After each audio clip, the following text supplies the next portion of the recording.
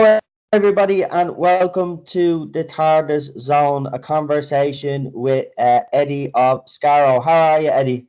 Hi mate, not too bad. How are you today? I'm not too bad. I'm not too bad.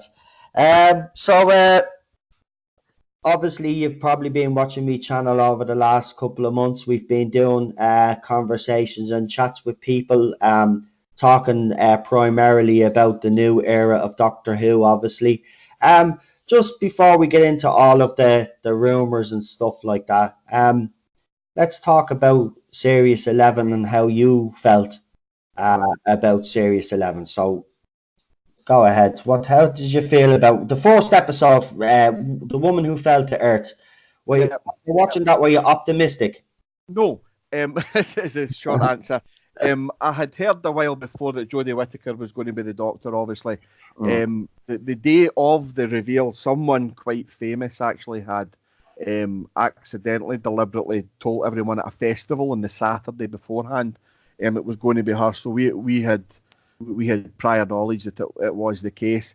I, very similar to when I heard it was Peter Capaldi, didn't believe it. I'm like that, not a chance if we get Peter Yeah. Capaldi. But I'd heard it 2 or 3 days beforehand, but it was turned out it was true. The same with what I'd been told the day before that a former, how can I put it without getting him into trouble, someone who used to work in brand and doesn't anymore Right. had been flouncing about a festival on the Saturday, telling everybody that Jodie Whittaker was the Doctor. I was Right. told that on the Saturday. I went, no, they'll not. Maybe next one, but they'll not do it this time, and they'll certainly not give it to Droopy Drawers Whittaker. Honestly, God, and it turned out it was true. So, as an actress, I wasn't particularly keen on her. I Yeah. went and done some research. I watched some things that she'd been in. I watched Attack the Block, which is she's okay in that, but she Mm. plays a very particular role. Mm. But I wasn't 100% keen. I'm not a fan of Chibnall. You know what he's going to do. He's going to give you countdowns. He's going to give you far too much Sonic. He's going to give you Yeah. a really good idea, but with absolutely no plot and Hmm. zero climax to it. He's done that all his days. And there's probably going to be a lot of style over substance. Yeah. And it turns out it was 100% what I thought it was going to be. The woman that fell to earth, um, it makes no sense from the word go. Yeah. They start a lot of things like Ryan's dyspraxia that doesn't go anywhere. The fact that she fell so far from out of the TARDIS, why did the TARDIS reject her? What was all that about? Made no sense other than the fact they just wanted to blow up that fabulous console room. So no, I wasn't impressed for the start. It looked very cheap. It was just lots of night shoots with funny lights around about it. Apparently, it was quite expensive to shoot, but Yeah. I don't know why. You know, so so no, I wasn't impressed. My wife actually turned around to me and said, after I think it was episode 3 or 4, she looked at me and went, "Oh Eddie, I'm really sorry." I said, "Why?" Because I feel really sorry for you. That's shite. Mm. And I went, "I know, I know." And actually, speaking to someone on Twitter, after the first episode, I'd actually tweeted, or I think I put on my own Facebook page to all my friends and family, "Look, I'm really sorry, anyone who just watched Doctor Who on my recommendation, because that was rubbish." You Yeah. know, and it never got any better. It got worse as the season went on. Yeah. I kind of gave arachnids in the UK at the start. I went, maybe. And Yeah. I kind of done the same with Kerblam. Kerblam was the best of the lot, in my opinion. Yeah. Um, I agree. but they ruined it at the end again. Pete Matique is the best writer that they got out of the Mm. last series, easily, by a long way. Mm. But the fact that they dismissed that writer's room with proper, really good writers in it is just insanity for the shit that they churned up. Excuse my language, but it was shit. No. You know, I agree with you 100%. You know what baffles me? I was sent an article, and what baffles me is obviously this was put out before Jodie was. I was after she was announced, uh-huh, obviously, not the way uh-huh. she was doing the interview circuit. And this article basically says she refuses to watch classic Who until she Yes. leaves Doctor Who. Now everybody was putting her up yesterday just to remind the fandom of, this is the kind of stuff that has come out of her mouth. I mean, this is a big role, right? We know this, right? It was a huge undertaking that she was taking. There was obviously always going to be a backlash, whether anybody likes or not. There was always going to be a backlash to a female doctor, right? Hmm. Yeah. But she made bad mistakes, in my Yes. opinion. Whoever was basically, in her ear should have basically told her, listen, maybe you should tone down the rhetoric that you're using, because Yes. she didn't help the situation. And Yes. when I hear she didn't even watch an episode, I mean, how are you supposed to be able? You've got 54 years worth of history when you took the role, right? 54 years of history, and you decided not to research the role. One of the probably the biggest job that you've probably ever undertaken personally, and you don't bother. You're just going to wing it, basically. Yeah. That's unacceptable, in my Yeah. opinion. I agree with you. Now, I'll tell you something. The former brand manager of Doctor Who is a guy called Edward Russell. Right, Okay, and Edward Russell doesn't particularly like me, and him and I have had a few arguments in the past. right, However, he is a superb brand manager, right, and he moved on after series 10. Okay, now right. I'm going to tell you that a lot of the shit that happened at the start of season 11 would not have happened if Edward had still been in place, because he is a very, very good brand manager, and Yeah. he managed the brand superbly all the way through Matt's era and all that. He done a Mhm. great job. Now, I 100% agree with you. What happened with the not watching Doctor Who thing was the person that asked her that was David Tennant, and it was in a podcast that it was David Tennant done a series of podcasts That's called right. I listened to I it. I watched listen to the one he did with Olivia Colman. It was I actually very good. Yeah. Yep. So done one with Jodie. Um, it's well worth listening to it. I would advise your viewers and listeners to go and find it. It's on YouTube. It's on Spotify as well. Mm. You can listen to it for free. Jodie is her normal, belligerent self on it. Yeah. You can hear David, who's David Tennant is a very nice man. He's very kind. He's very Mm. polite, and you can hear him kind of been quite incredulous all the way through it sometimes. And he asked her the question, did you go back and do your research? Did you watch other doctors? And she says that she was aware of his performance because Yeah. she was friends with him through Broadchurch, and she'd seen it through osmosis, I think she says. Right. Everybody knows what David Tennant's Doctor was like. She tried to watch some Peter Capaldi, she tried to watch some Matt Smith, and she went back and watched some classic, or tried to watch some classic era, and immediately said, no, I'm not doing it, because Wow. she was scared of the performances she saw. She went to Chibnall, and Yeah. Chris Chibnall told her, do not watch old Doctor Who, play the page. That's the phrase she uses, play the page. Now, that's fine if that page is written by Gene Yeah. Roddenberry or Yeah. Stan Lee or Russell T Exactly. Davies or Stephen Exactly. Moffat. When it's written by Chris Chibnall, you really need to do your research. And she Yeah. didn't. And that's why you get a faux, weird, odd Mm. impression of David Tennant, but not quite through that Yeah. season. That's why it was so bad. Another thing that she did that was wrong was that thing she did with the mean tweets. Yeah.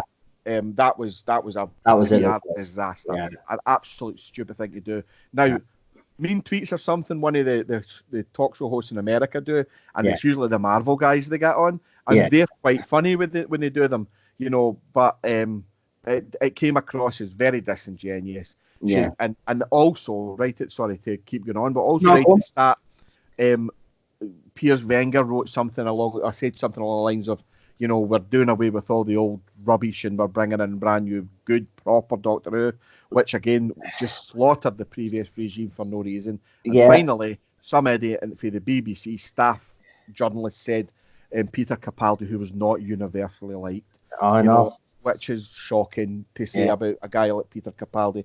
He deserves a trillion times more than that. And that, for me, was the PR disaster at the start. And people who were the PR guys that were in it before season 11, and people like Edward Russell would have not allowed that. I don't think, maybe Edward will dispute what I'm saying, but I think he would have been far better. I don't think they've got a brand manager now. I don't think it's branded the same. I've got I speak to people in Cardiff. If Yeah. anything happens, I can speak directly to people in Cardiff, and I don't think they've got a brand manager. And they probably need one of Edward's caliber. He's not doing it now, but he was again, me and him have crossed swords many times Yeah. for many reasons, but you know, credit where it's due, he was fucking good at that. I was You know, gonna and go on. I was gonna ask you this though, right? I think it's a very interesting question to ask. If you believe, if it had been handled differently, if Jodie Whittaker hadn't have done those things that we have talked about, and said the things that she said, she had actually had done the research. Right, I can understand to a certain extent. She went and she put on a classic episode, and she thought, "Holy shit!" Because I did hear some of that podcast that you're talking about, and what struck me is that she didn't realize during the interview. You could hear she didn't realize how big Doctor Who actually was, because she said it was only after the fourth episode dropped she realized how big the show was. Now, if you're saying things like that before your fourth episode drops, I'm sorry, she's. I think she's not to blame for all of this. Obviously, Chris Chibnall shouldn't have hired her, in my opinion. Yep. But she Yep. certainly hasn't helped matters. But if you think she had handled it differently, now I know the writing would have been the same, but do you think that all of the negative feedback would be more on Chibnall rather than on Jodie Whittaker? Yep, absolutely. I think the problem is Jodie Whittaker's not got the chops for Doctor Who. She doesn't have the acting chops, right? Tom Baker told me very specifically in an interview I did with him a couple of years ago that Doctor Who was actor proof. He said it to me on many occasions when we've had chats, and he says that there's no one, because all you need to do is go on to Doctor Who and be yourself. Right. You know, and he's told me that, and I kind of went, really though, Tom? But you know, if you look back, he's 100% right, and it's when the Doctors aren't themselves that they fail or they struggle. If you look at the ones that have been like that, I'll give you 3 examples of it. Colin Baker being the first example, who went out to be very acerbic and very brash at the start. But by the time he got to Trial of the Time Lord, he had mellowed. He was a lot more Colin Baker. And if you know Colin, the Trial of the Time Lord series is as close to his own personality as you'll get. Yeah. And it's a great season. I mean, the stories are a bit back to front and it makes no sense. But he's very good. And you'll see Matt Smith, even because Matt's very good for the very start, but he settles into it and you see him settling. Tom Baker was himself from the second he was the Doctor. Yeah. And if you see Sylvester, if you want, probably the closest I'm hoping for with Whittaker is Sylvester, because Sylvester's first season, he was playing the part rather than being the Doctor. Yeah. And in the second season, from Remembrance onwards, he was a lot more relaxed. He and Andrew Cartmel, and my interview with Andrew Cartmel that's in my book, had discussed after his first season what worked and what didn't, and then he said, right, let's concentrate on the stuff that works, and that's why Sylvester became a lot calmer, a lot more kind of the mysterious Times champion and all that kind of stuff, and that works brilliantly for Sylvester. So I'm hoping that they've taken that mark, and also Peter Capaldi, his first season, a lot of that was very apt. Yeah. And that was to do with them. That was Peter as well. I'm a big fan of Peter Capaldi's, you know, from a personal point of view and also as an actor. I was so pleased he got the part. I loved the thick of it before he even got the part. But however, he can't be Malcolm Tucker in space. You know, it can't be. It makes it's Malcolm Tucker's a bastard, and you don't want the Doctor to be like that. True. And when he became a lot more, you know, nice and a lot more like, I mean, Peter Capaldi is the guy that wears shades and plays the guitar and wears a hoodie. That's what he's like. Yeah. So let that come out in the Doctor, and by season 10, he had nailed it. You know, now that was a lot to do with Mark Gatiss. Yeah. Kind of saying, right, no, we need to kind of look at this again and kind of play with it. And, that's what they did for Series 10, though, didn't they? They stripped it back, like, yeah. And it worked. It did. His last season, I have to say, it does get a bit of stick. But I actually am quite fond of his last series. Look, I've grew up with Peter Davison was my Doctor. At the moment I'm in the process of watching William Hartnell, all the episodes that are available. I watch what you call it, Troughton as well. We watch Pertwee. I'm watching them with Cheryl because Cheryl hasn't watched many classic Who episodes. But Peter, for me, he's up there with Tom Baker, in my opinion. I've said this on several occasions.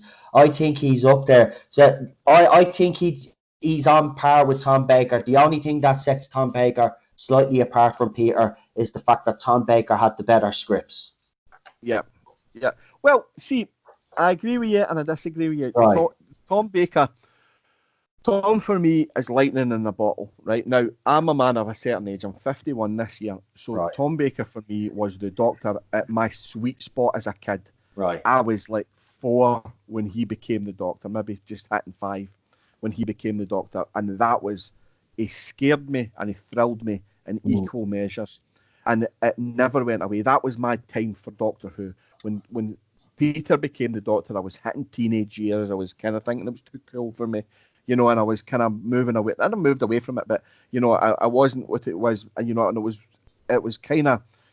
I understand why Peter is people's Doctor as well, because he's extraordinary and he left far too soon. The same as Matt Smith left far too soon. Yeah. Right. You know, and you know, you can kind of see Doctors coming to the end of the run. Colin Baker had enough. He wasn't consistent enough to be a Doctor for any length of time. Sylvester maybe had a season in him, if you're lucky, before he was due to go. John Pertwee had outstayed his welcome. His final season is pretty dire, you know, and he's outstayed his. He should have probably left at the end of Green Death. Yeah. And you know, David Tennant definitely left probably 2 or 3 specials too late. You know, but Matt left early as well. Matt left early, but you know, Matt definitely left early. I agree with you with Tennant. I think Tennant, his swan song should have been the end of Series 4. yeah, I do absolutely. love Waters and Mars. Don't get me wrong, I do. Even if they had ended it with that one, Waters and Mars, I would have been happy with that. But I do agree with you. I think that he stayed on a little bit too long. Yep. The thing was, Matt the Time Lord Victorious thing didn't work. It didn't go anywhere, you know, and it became that would have been an interesting thing. But see, the thing is, as soon as you make the Doctor too dark and too remote, he stops being the Doctor. Yeah, you know, and I you say start explaining. Yeah, you know, and one of the things they talk about the Valiard. If you listen to the thing they say about the Valiard, they say about the Valiard, it's the Master that says it, that he is the amalgamation of the Doctor's dark side between his 12th and final regeneration. It's not between his 12th and his 13th. It's between his 12th and his final. So the Valiard is out there somewhere being a nasty bastard. You know, and that's where all that should go. You know, it shouldn't. You can make the Doctor. I mean, I've literally just tonight been watching Pyramids of Mars. Okay, there's a bit where the Doctor is really quite rotten to Sarah, you know, and he shows her future what does he calls it, alternate 1980. That's and he shows her, right, and he also says to her, she says, sometimes you don't seem, and he goes, human, like that, you know, and because he's been quite blasé about somebody who's died, you know, and he can be like that. The Doctor can be quite dismissive and alien without losing the gravitas, and Peter Capaldi does that very much in what was it called, Under the Lake, and that episode he hits it. I love bang it. on. Love those episodes. Yeah. So you can see the Doctors can be distant and they can be alien and they can be socially awkward without being dickheads, really. You know, and unfortunately, they need the gravitas to be able to pull that off. And back to Jodie Whittaker, she just didn't pull it off. I hope this year what they've done is that they've calmed her down. They've stopped her gunning, and they've gunning's a Scottish word for moaning. So she has a bit of a gun, you know, and also gunning and being quite, you know, and maybe pared her down. And if what she does really well is she does intense emotion quite well. So if they just stick to what she can do and make her less, she doesn't all that but techno babble and double speak and Matt can do it and David can do it. But if you think Chris Eccleston didn't really do it. He did sometimes, but not really, because No, he didn't. he's more into, you know, the kind of war veteran and stuff like that, Yeah, and that works well with him, you know. So you the Doctor should be written for the actor eventually, you know. Obviously, Terence Dicks always said that he wrote a generic Doctor and the actor brought the rest to it, you know. yeah, And there's something in that, but Whittaker needs help, and I don't know whether bringing in the writers that they brought this year, it doesn't fill me with any kind of what's it called? Any kind of joy that of the names that I've heard that I go and Google, you know. And there's writers out there like Gatiss and Whithouse and Matheson and Harness that can write this character today. They can write, you know, yeah. really, Titan really Comics, well. Amazon writes for Titan Comics, doesn't she? And she Uh, writes actually. I'm not a fan of the Titan Comics, but she does write the 13th Doctor, Jodie's Doctor in Titan Comics. That's what I mean. You need to. I agree with you. You know, she needs all the help that she can get, and I don't think Chris Chibnall is really giving her all the help that she needs. He's put her in the deep end. Okay, yes, she should have probably done all the research and all this and whatever, right? But at the end of the day, her boss has put her in the deep end, and it hasn't manifested well on screen. Do you think there will be an improvement for Series 12, Hand on Heart, or I, you've heard what you've heard? Does it really does it make you excited? Because what I take phone calls, as you know. I Nobody seems to be excited for this. I mean, last night there was a rumored announcement. Obviously, we found out that wasn't true. I was told anyway a couple of hours beforehand. Well, it's not, because, like, you know, it didn't come from I, the usual sources, and you were even saying it yourself. It's not coming from your sources either. So I mean, like, yeah, it turned out it wasn't true. But do you think, from what you've heard and all, and the you know, the Daleks, the Cybermen, the Jadoon, do you think it's going to be enough to bring these kind of villains back? I wouldn't even call the Jadoon really a villain, but bringing these characters back, do you think it's going to bring these fans back that have walked away from this era, that have just had enough? I don't know. I mean, I think that people who don't like Jodie won't like her. I'm quite open-minded. Yeah, I don't want Doctor Who to be rubbish. I want it to be yeah, brilliant. I want every episode. That's why I watched every single episode, and yeah, I went back and I watched them again. I don't want it to be bad, you yeah, know, but I won't just say it's good because it's Doctor Who, you know. exactly. You You know, and have to, you have to be honest, don't you? listen, until series 11, the worst episode of Doctor Who I'd ever seen was in I can't even know what it's called, in the Forest of the Night or something, and you know, in the fucking Night Garden. Do you know that? Oh, the one, is that the Matt Smith one? Is it the No, one? it's the Peter Capaldi one where the trees save the world. Oh, yeah, the Right, tree saved the world, the that's it. kids. Yeah, yeah, yeah, You yeah, know, and that's a really good, well-known sci-fi writer that wrote that. Do you know what I mean? yeah, And it's pish. And the reason it's bad is because some writers don't know what Doctor Who is. And Eric Sword found this out, and so did Andrew Cartmel. And again, they discussed that with me when I interviewed them. They said to me, not everyone can write Doctor Who. You know, you might get a mediocre writer, and you know, without me sounding horrible, it's people like Terry Nation, Bob Holmes, Malcolm Hulk, Terry Dix, right? These guys are fabulous Doctor Who writers, yeah, but didn't set the heather alight anywhere else. You know what I mean? They were only jobbing writers elsewhere. They'd done the odd Avengers and they'd done this and the next thing and the Sunday Matinee, but they weren't particularly, you know, famous or lauded writers elsewhere. But they were brilliant Doctor Who writers, you yeah, know, and that's probably where the mistake is. He's bringing in this guy for the theatre thing, and this person from this woke bloody thing that they've done over here, and this thing about transgender binary bumps over here, you know, oh, and all this nonsense, and they're pulling this in, and they're writing these stories that might be very worthy and have a great message, but they're not Doctor Who. And then you add on to that Chris Chibnall couldn't write a Doctor Who episode, you know, unless he's get Stephen Moffat and Russell T Davies whispering in his ear, you know, and then add to that a really weak lead, you know, and it's just one thing after another. Just, I mean, it was everything, but it wasn't just the lead. It was the writing, it was the music, it was the design. Oh my God, the design. Yeah. Do you know what I mean? Just, I mean, what the fuck is Chibnall? What the hell is that sonic screwdriver about? Who thought that was a good idea? I Who thought know. that was a good idea? You know, let's get the first female Doctor and give her a sonic dildo. That's a hilarious idea. You know, who thought that was? And then make it out of Sheffield steel. Oh, we're from Sheffield. Look at me steel. Shut up.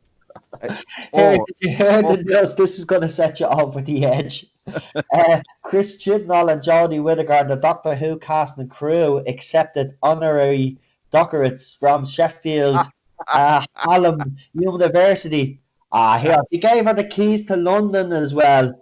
What the? Jesus Christ. Honestly, God. And the biggest laugh about that is that they actually had the front to go and accept them. You know what I mean?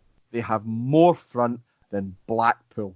Right? But here's the thing, they'll do stuff like that, Eddie, right? But they won't turn up at these Comic Cons to face the fans because, let's be honest, yes, some fans there would be cheering them on, but there'll be a lot of fans in that audience, I reckon, that would have plenty to say about this era, to be quite honest. And I think they've been hiding, and I know they've been behind on schedule with their filming and stuff, but they were able to fit in last year, if you remember, so there should be no excuse. I mean, San Diego you can excuse, but to miss New York Comic Con and not to go to any other one, Tolton Cole is going to London Spring Con, but he's the only cast member that apparently is going to be there. Why do you think, actually, because I want to ask you this, because last year, remember, the series was promoted like mad. She was all over every magazine cover, all over everywhere, right? This year, there's been absolutely nothing. Nothing. Why is that? Well, there's a couple of reasons, right? The first reason is that she has become merchandise cancer, basically.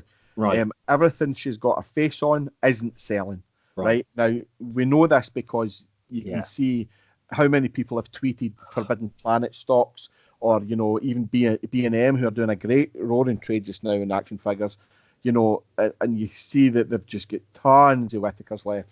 You know, the people at Character Options have got tons of 5-inch figures left. They can't sell them, you know, and the thing is, because she's quite an unusual sculpt, they can't change the sculpt to someone else, so it becomes just dead stuff sitting about.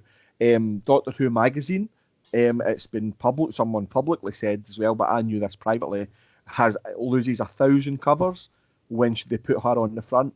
Wow. Do you know what I mean? That's extraordinary. And then if you look at Harry Sullivan action figure that came out, okay, the Harry Sullivan action figure sold more than the Jodie Whittaker one. Now, Harry Sullivan was a companion for 7 episodes, 7 stories, 35 years ago. I know. Right? So 45 years ago. So why is he selling more than the incumbent Doctor? You've got to ask yourself. So those are reasons why that she's not doing anything at the moment. The other reason is that the series isn't anywhere near ready to be shown. You know, it's behind. I think it's mostly in post now, except for the Christmas special, which was a last-minute rush job. Yeah. So which is why it's popping up all over. Clarify for that, because that news has been floating about. There has been articles about this special. I've even put up a couple of videos which indicates that the people that are working on this is because they're so far behind on schedule, as we know. We originally spoke on this channel about a Christmas special 2019, but obviously the thing in Cardiff then all the mess happened, so everything's been put up in the air. Do you think, though, could this episode still drop Christmas 2019, or do you think it's going to be later, maybe New Year's Day, or as some have even said, Easter? So I think series 12 is going to be closer to Easter. Right. I don't know exactly when. I've no idea. And again, what happens is when that's given over to the schedulers, they decide. So right. Chris Chibnall doesn't get a say in that. You know, a lot of people think that Chris Chibnall says, "Here is my series. I want it on at 5 o'clock on a Sunday from March." But he doesn't. He just hands it over, and the schedulers decide when that goes on. So, you know, he doesn't really get a say in that. But I think it's late. It was very late, and a lot of it was reshot. So they'll be in post with it just now. You know, so I don't know how long that will take them. You know, and I do know that, by the way, this isn't the first time this has happened. Sometimes Russell T was actually, I don't know whether you noticed, sometimes at Christmas, Russell you would always get like a trailer for the season coming Yeah, up. that's right. Yeah. But particularly, I think it was season 3 to 4.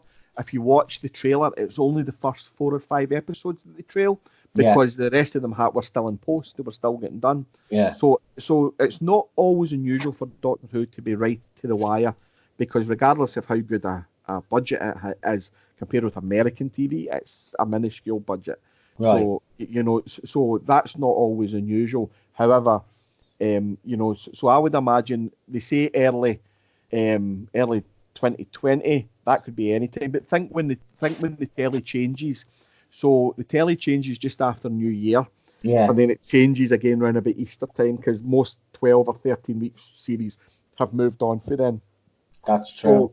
So that's you normally don't get something dropping in February. It's very unusual, because most things have started in January. You know, so that's, you probably be near in March or April time, I would imagine. Now, with regards to the Christmas special, what I can tell you about that is that a Christmas special was filmed in August, or end of July, August time. A special was filmed in. Now, as far as I was aware, that was the 2020 Christmas special, because that allegedly, and I'll say allegedly because, you know, I'm just caveating myself, contained a regeneration scene, and the regeneration was Whittaker's half of it, and then nothing else. Obviously, but she just does the big explosion, and that's that. And just stands there wherever. So, and then they went back and they done some reshoots on season 12. Again, nothing unusual in that. But it was right up to the wire. And also, and then there wasn't going to be any more filming done. Chibnall was allegedly fired. However, no one would confirm that to me. When I went to the BBC and asked them directly, they told me that they weren't going to comment on that, but if I wouldn't mind kindly just copying what the Radio Times had said, that would be nice, thanks. So I says, well, is that true, or is it just what we're saying? Because I'm not going to lie, you know. And they said, well, if you would just say that would be really good. So I'm like, no, I'm not making stuff up. I'd rather say nothing, you know. So which is what I said, nothing. So basically, Doctor Who Online and the Radio Times, you know, fed a line from a BBC insider, and they were basically, they how can I put it? They were asked to kind of discredit that the fact that he'd left. Now, coming forward a wee bit, Pete McTeague was allegedly the man that had taken over when Chibnall had left, and was reshooting and rewriting stuff. And they had asked Chris Chibnall to produce his Christmas special for this year, which he hadn't handed in, and that was in August daytime. Now, he'd not been seen at any read-throughs or any kind of rehearsals, apparently, for a long time either. So, now this is all alleged, you know. I'm just this, you know, I can't guarantee this is true, but this alleged, this is what I've heard. And I then heard that, well, how can I put this? So, a big spoiler dropped in my lap, okay? And it was huge, a massive spoiler, right? And I went to the BBC to ask if it was true or not, because I was going to run it. And they asked me very specifically not to run it. They said, please sit in it, okay? So I had a think about this, and I thought to myself, do I run it and do I sit in it, right? So the BBC and I have had a fractured relationship over the last few years. As I say, I fell out with Ed Russell, you know, lots of different things happened. So I thought, you know, I'm kind of building this relationship back up with them. And the guys at the BBC and Cardiff Now are actually okay. They're fine, you know. So I thought to myself, do I sit in this spoiler, or do I just say, bugger you and do it? But I decided, I spoke to Derek, who's my cohort in Outpost Skaro, and we've had a think about it, and we decided to sit on it. And the reason we sat on it is it's a massive spoiler for series 12. It is about casting, it's about characters, and it's about a story arc that I think it would be a shame to waste.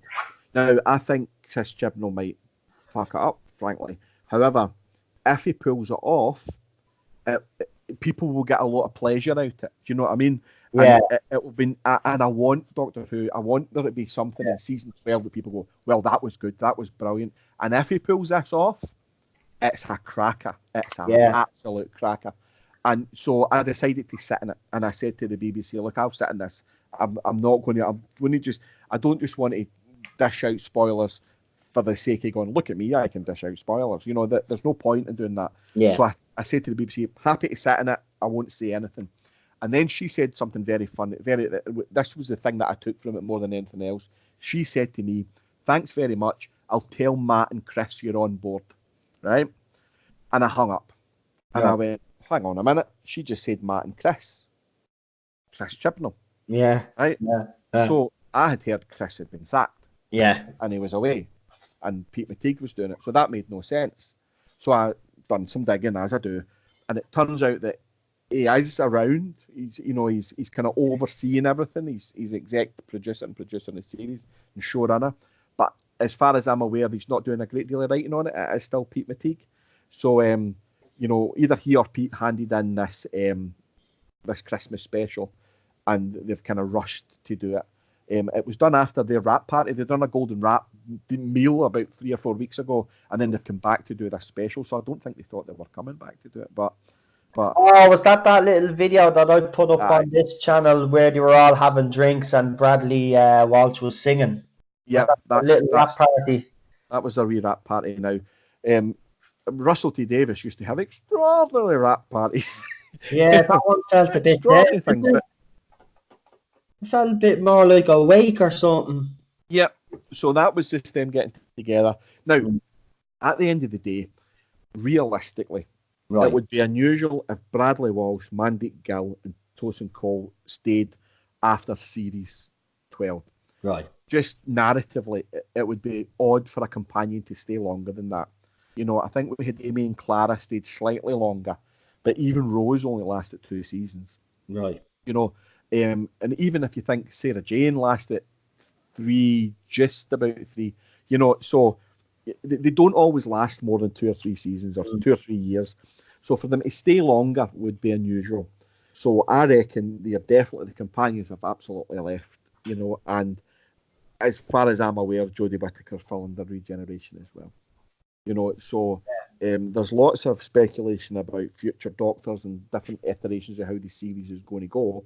But for me, what's happened is, Chibnall's had to come back. They're going to have to do publicity. It's his name on it at the end of the day. Exactly, yeah. He's contractually obliged as well, in fairness. Sure, I've been saying it to this channel all along because I wanted them to know, don't be surprised if he does come back, because he will have to promote this series, because obviously it does have, you're right, it does have his name on it. And, and for them to sweep Cardiff under the rug, this would be another perfect way of kind of, making things out that everything is fine as well. Do you know what I mean? Because if he wasn't to turn up, then obviously people would say, well, Cardiff happened. Whereas if he turns up now, that they're not going to concentrate on that. So BBC will get what they want, because then people will just want to know what's happening with Doctor Who. Yeah. Yeah, exactly. And in Chibnall's defence, he should see it through, I mean, and I think what's basically happened is, they've said to him, we're not going to continue with your vision of Doctor Who after series 12, but you have to see season 12 through. He was off last Christmas. He was leaving last Christmas. He was talked into staying. Season 12 nearly ended up in 5 episodes. Just now, at this time of year, just fired out. And that was it, gone. He was leaving last year, but he was talked into staying. Again, I'll say allegedly that he was. And that was kind of that he was given a year's hiatus, because he wanted the year's hiatus, and everyone said you weren't to get it, because he's promised licensees, he's promised BBC Studios, he's promised BBC America, a constant Doctor Who for 5 years. Remember, they called it an evergreen Doctor Who. Yeah. So where's it went? It's not appeared because him and Whittaker went, we can't do it. We can't produce Doctor Who like that. Is it him? Is it both of them, or is it the fact that he is just the wrong man for this job? He is like Jodie Whittaker. They're both way out of the league with this. That's what it is. Or is it the lack of knowledge? Is it his writers, his group of writers, or is it just those two? Them two are primarily to blame. It's the opposite of lightning in a bottle. You know, they've basically, if you look at Chibnall's history with stuff, Torchwood, season 2, that crashed and burned. If it hadn't been for Russell T Davies jumping in at last minute and fixing that out, that was unfinished when he left. Wow. Allegedly. You know, apart from Broadchurch, I'd say series 1 of Broadchurch, which was, you know, a decent whodunit. Yeah, it was. You know, the other 2 series are pretty low quality. Yes. You know, but again, what he gets away with them is that Olivia Colman and David Tennant are superb. You know, so he surrounded himself with a fabulous cast. You know, if you looked at what was the King Arthur thing he done? Was it called Camelot or was it called Merlin? I can't remember, but it was something like that he done with, and it was absolute car crash. It was awful. He done that. I think it was Camelot, and my dad used to watch it, and I was like, "What are you watching that crap for?" Yeah, it was shocking. And then it also was involved in the kind of the American Broadchurch as well, which was shit. Yeah. You know, so if you look at the stuff he's done, you know, he's not got the caliber of and if you even look at his Doctor Who stuff, because see when you look at Russell T Davies, yeah, and you see what Russell had done previously, and you know, you can see where the quality came from, right? However, it was always a chance that he couldn't have done Doctor Who, but he obviously did.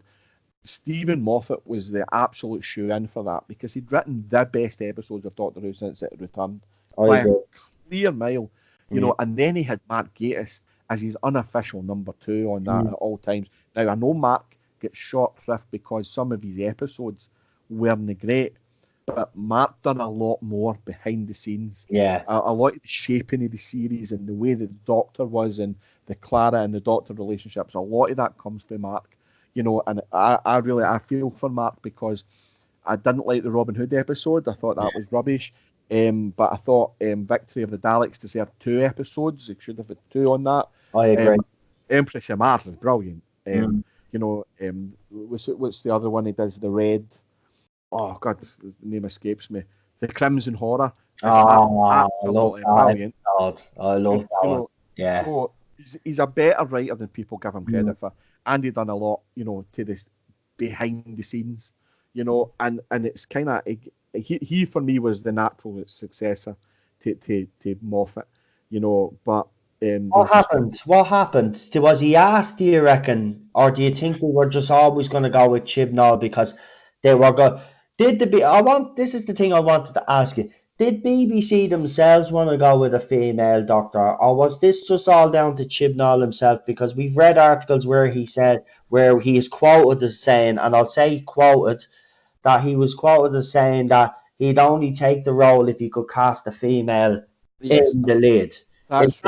Is that true, or is this down to BBC? BBC wanted this. No. What happened? Piers Wenger wanted Chibnall. For some reason, he had Chibnall on his sights and he wanted him, and he basically talked Stephen Moffat and he talked him into doing it. And Chibnall basically said, you know, he made a series of demands that, you know, I think he thought the BBC would tell him to piss off with. Yeah. You know, because I don't think he really wanted to do it. And the BBC went, right, that's fine. Obviously, the BBC, Piers Wenger said that. You know, so he called their bluff. He was just saying it because he thought they turned him down, and they actually didn't. And then he was probably saying, "Fuck, now I have to try pull this off." It's a wee bit like Donald Trump winning the presidential elections. There's a picture of Donald Trump sitting with Barack Obama. And the look in his face is like, holy shit, what have I just done? Yeah. You know? And it's a wee bit like, and I think, I maybe been disingenuous, but, you know, I get that impression that he just said, well, a female doctor then, and thinking they'd go no, and they went right, okay, and they went Jodie Whittaker, and they went good idea. And they went, oh. But Oh. I can tell you a wee story if you like Yeah, about go on. the end of season 10. Right. So Chibnall was always the man for Piers Wenger. He Yeah. wanted them, 100% wanted them. However, one of the things that he said was, "Well, I'll not be ready for 18 months. You'll need to have a hiatus." And they went, "Oh, we can't really have a hiatus because we've got the licensees and we've got things we need to do and all the rest of it." So they thought, "I know what we'll do. We'll ask another writer to step in and do a kind of season 10.5 kind of thing, Yeah. or effectively it would have been season 11, but a kind of midway season, maybe Yeah. shorter, a wee bit shorter, and what have you." So the BBC allegedly approached two very famous writers who have written for the series before. I won't say who they are on a public forum, but they approached these two famous writers and they asked them if they would like to showrun Doctor Who. And they both went, "Holy crap, yeah, absolutely, we would love to do that." And then they said, "Well, can you say to Peter Capaldi if he will stay on and remain the Doctor?" So this was a wee thing that these two writers would excite you if you knew who they were. Right. I'll tell you off. No problem. Right. But these two guys were going to take over, and Capaldi was going to stay on. Right. And then basically they were told, but it's only to caretake until Chibnall's ready. And they went, "I'm sorry, what?" And they said, "It's only to caretake until Chibnall's ready." And they says, "Well, take your Doctor Who and stick it up your backside," and walked away from that idea. So that's why we had a break. But you know why, hold on, I know that that's true, right? That you're telling me that's true. Do you know why? Because Moffat, in a recent article, even said during the Christmas drinks when he was supposed to be leaving, they were asked to do the Christmas special twice upon a time because obviously Chibnall wasn't keen on starting off his era with a Christmas special, and he didn't want to lose the Christmas slot. So apparently Capaldi came back to do that Christmas special because he was already gone and they'd already wrapped up. And basically, Moffat ended up changing the serious ending to Serious 10 because of obviously he had to do twice upon a time because of Moffat. I mean, this is he does something like this, and the BBC still go and say, "Yeah, he's the right guy to bring this show forward." Like what I still can't get the thinking behind this, Eddie. I'm baffled that they'd want to destroy. And look, I'm under no illusion, right? I get criticised a lot, right? I know Doctor Who hasn't been great in a while, right? It's not just Jodie Whittaker's era. I know Peter Capaldi's era is flawed, right? Under Matt Smith near the end, it got a bit, bit ropey, right? Yeah. We know that. But when Doctor Who is at its best, do you know why I love Russell's era, right? It wasn't overcomplicated. It was simple. It was stripped down, but he found a way of bringing new fans in without alienating the older fans. What Chibnall has done, he's actually done the opposite. He's alienated most of the old fandom, and these fans that are supporting this are even walking away.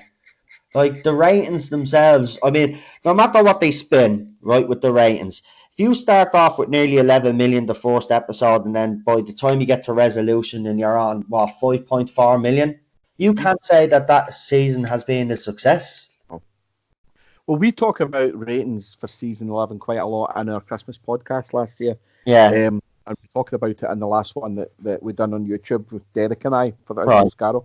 And you're absolutely right. They lost 45% of their audience from the from Women Who Fell to Earth until a battle of unpronounceable, where there wasn't a battle, and don't get me started on it, no, because I will go on and on and on. Oh my god! It's just honestly, that last episode, just I'll watch it like that and go, who?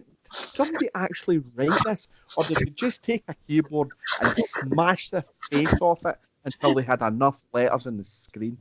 There is a million. Well, put it this way, one of my projects this year has been a thing called Sideways Who, where we've written, between me and a gang of far more talented guys than me, have written brand new Doctor Who with an alternative Doctor and companion. And we're nearly finished it. I've had a bit of problems technically, but we've got a couple of episodes to go and then the finale. And the guys who have written this story, every single one of them is a better writer than the people who wrote Series 11. Every single one of them, these are the guys who should be getting nurtured and writing Doctor Who properly, and you can see that they did do it under Russell T Davies. They've done it with people like James Moran, who's a great writer. He's a brilliant writer, James Moran. And they've done it with him, and they've done it with Toby Whithouse, and they've done it with James Matheson, and these guys have come through and done amazing jobs and write amazing Doctor Who. But Doctor Who's not rocket science. No. You know what I mean? It's not. If you're struggling with Doctor Who, if you don't know what to do a base Under Siege. Have a doctor who knows everything that's going on and is a bit slightly arrogant.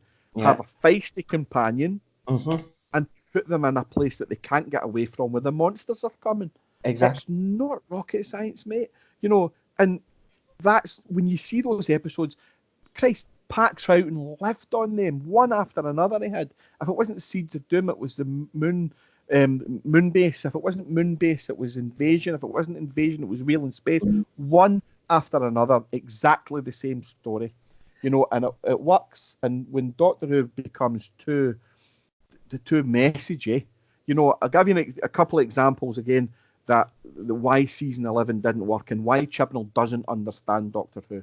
The first thing is the amount of companions. He said very specifically, well, they used to have lots of companions in Doctor Who, so I'm going back to it. Right, and that's it. The sentence itself is true.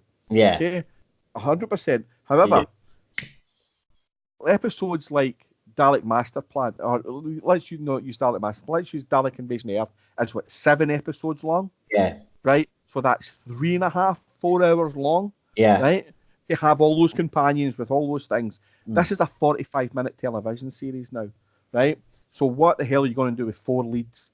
Right? You can't do a thing with them. It's impossible. So let's say, well, that was a way back then when you had 4 or 5 episodes of story. Let's bring it maybe a wee bit more modern, and let's look at when maybe when Peter Davison, who's one of our favourite Doctors, had a big TARDIS crew.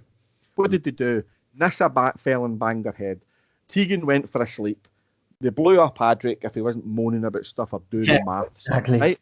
So they were never all in it at the same time. It didn't work. No. It didn't work. They always, and this is why they don't have them now. This is why when what's his name? When Terence Dicks and Barry Alette hit on one companion, one Doctor, Joe Grant, Sarah Jane, Leela, Romana, Perry, Ace, Rose, Donna, Martha, when Amy Pond, when it works brilliantly. And every now and again you can bring in Rory can come in, or Mickey can come in, or even Danny Pink can come in if you really have to. But you can, it works in that you don't have to have. I mean, one of the best companions we never had was Rosie's mum, Jackie. You know what I mean? She's amazing. Wilf, how good is Wilf? So you can extend the family, but you don't have to drag them all, do you?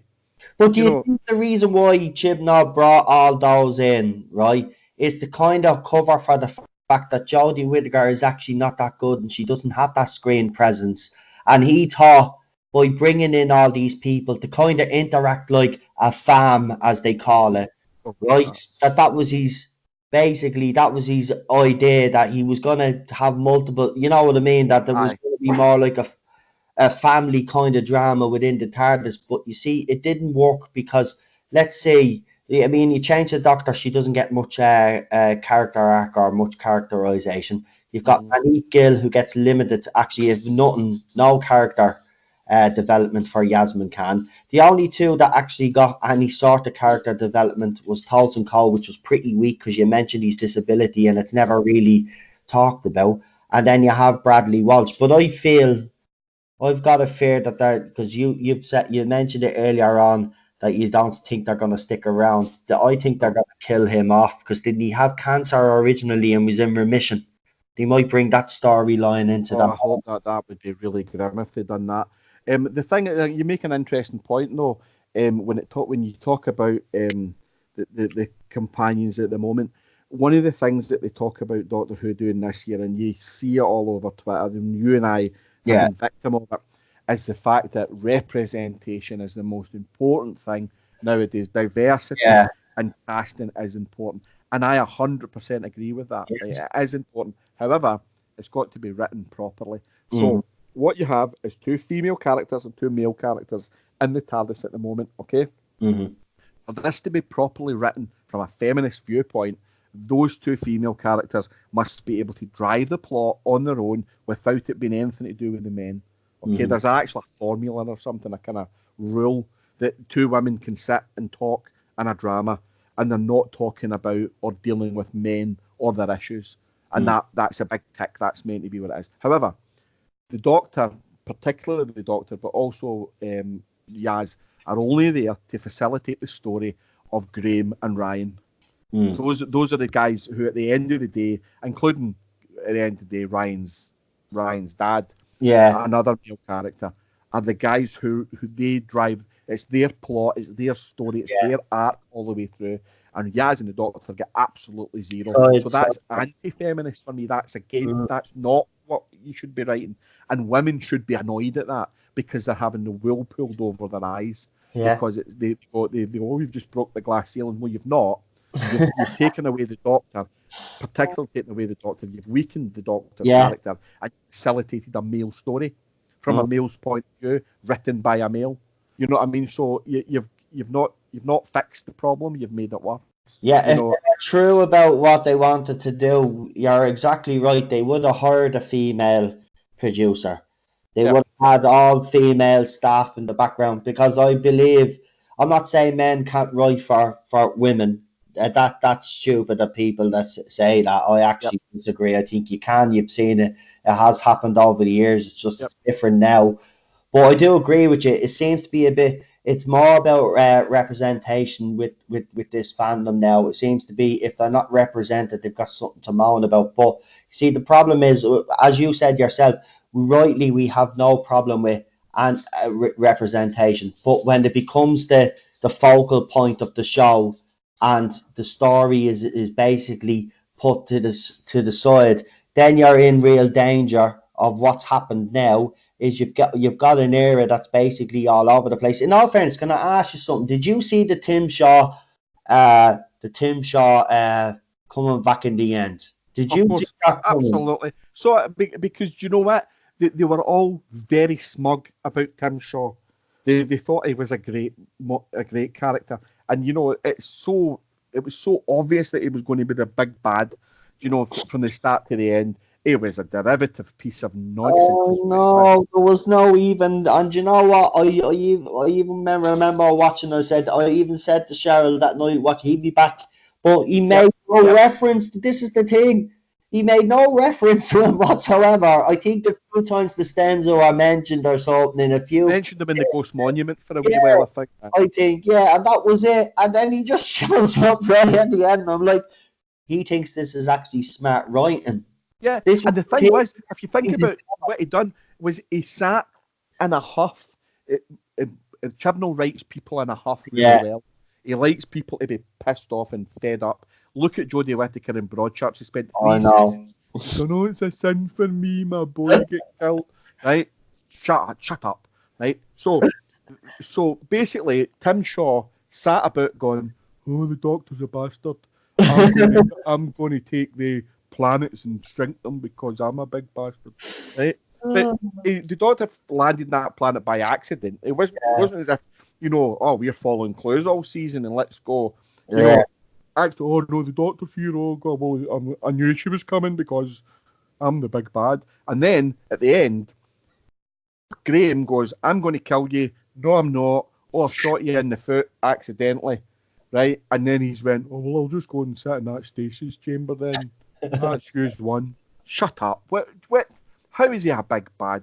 You know what I mean? No, he wasn't. I've got a 1-year-old puppy that would back him into that. Until, you know what? He was scary for me until he took his mask off. If he had kept his mask on, I think he would have had a much better effect. As soon as he took the mask off and I seen all them teeth, I was like, Ah, Chibnall, you're taking the piss. Teeth on the face. Come on, you mean to tell me there's an alien species out there with dentures on their face? Come on.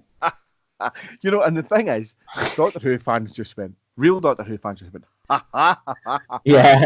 You are fucking kidding me, on. And then Really? and Is then we that it? get those dancing spiders, and then we get a fucking talking frog. A bleeding I oh, said the talking Jesus. frog was the my nadir.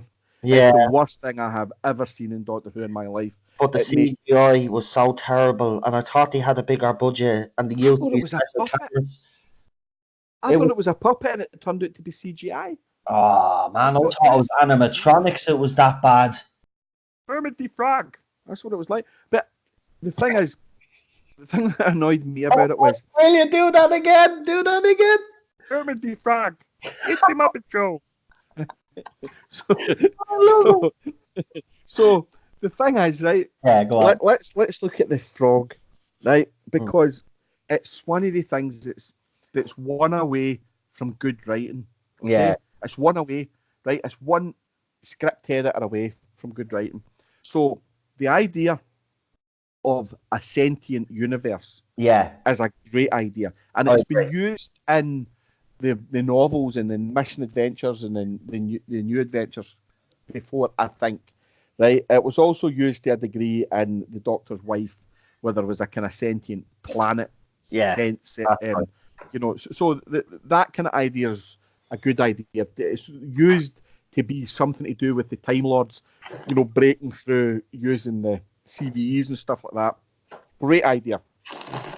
You know, then there was a thing where she said something about Granny 4 and Granny 8 or something like that, Yeah. you know, when she's talking about. Now, someone suggested, I think a lot of the young kind of woke fans all said that meant the Doctor had 8 or 9 grannies. Yeah. No, what that meant was she had a granny who was a grandpa, then a granny, then a grandpa, because they would regenerate into different genders. Yeah. That's what I took from that, you know. So Granny 8 might be Grandpa 4, the same as Doctor 4 is Doctor 8, you know. That's how I took it.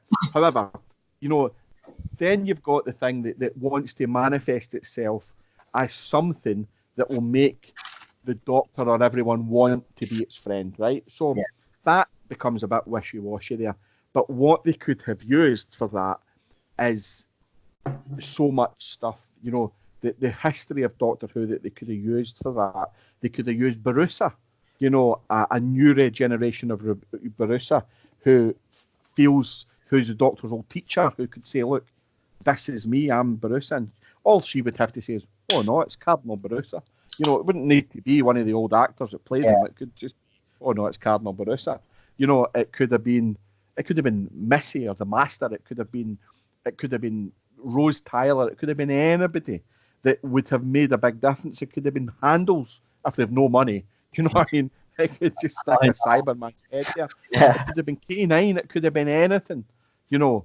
But they had a fucking talking frog that made no sense because A, the Doctor didn't know anything about the pendant because he wasn't there when it was discussed. Mm-hmm. B, it talks to her, but in Grace's voice, which made no sense because Grace was attached to Graham and not the Doctor. Exactly. So none of it made any sense, and you know, and it just the whole thing is just one step away. And then obviously the whole episode itself is about how a single white dad is a bad man. I know. You know, don't get me started on that. You know, so and then also, sorry, because this episode pisses me off because people go it was good because it wasn't. But it starts good. It starts, this is a base under siege. And you go, right, okay, I'm on board. Let's talk about the base under siege. There's a scary thing in the woods. There's a wee girl in the house. Let's discuss that. Turns out that's just bullshit. Right? And then there's the gateway between where they had to go and where they were. And there's a middle ground with a guy that lives in there. Now, that was a buffer zone between universes, okay? Yeah. Now, did he live in there? Was he born in there? Did he grow up in there? Did he just fall in?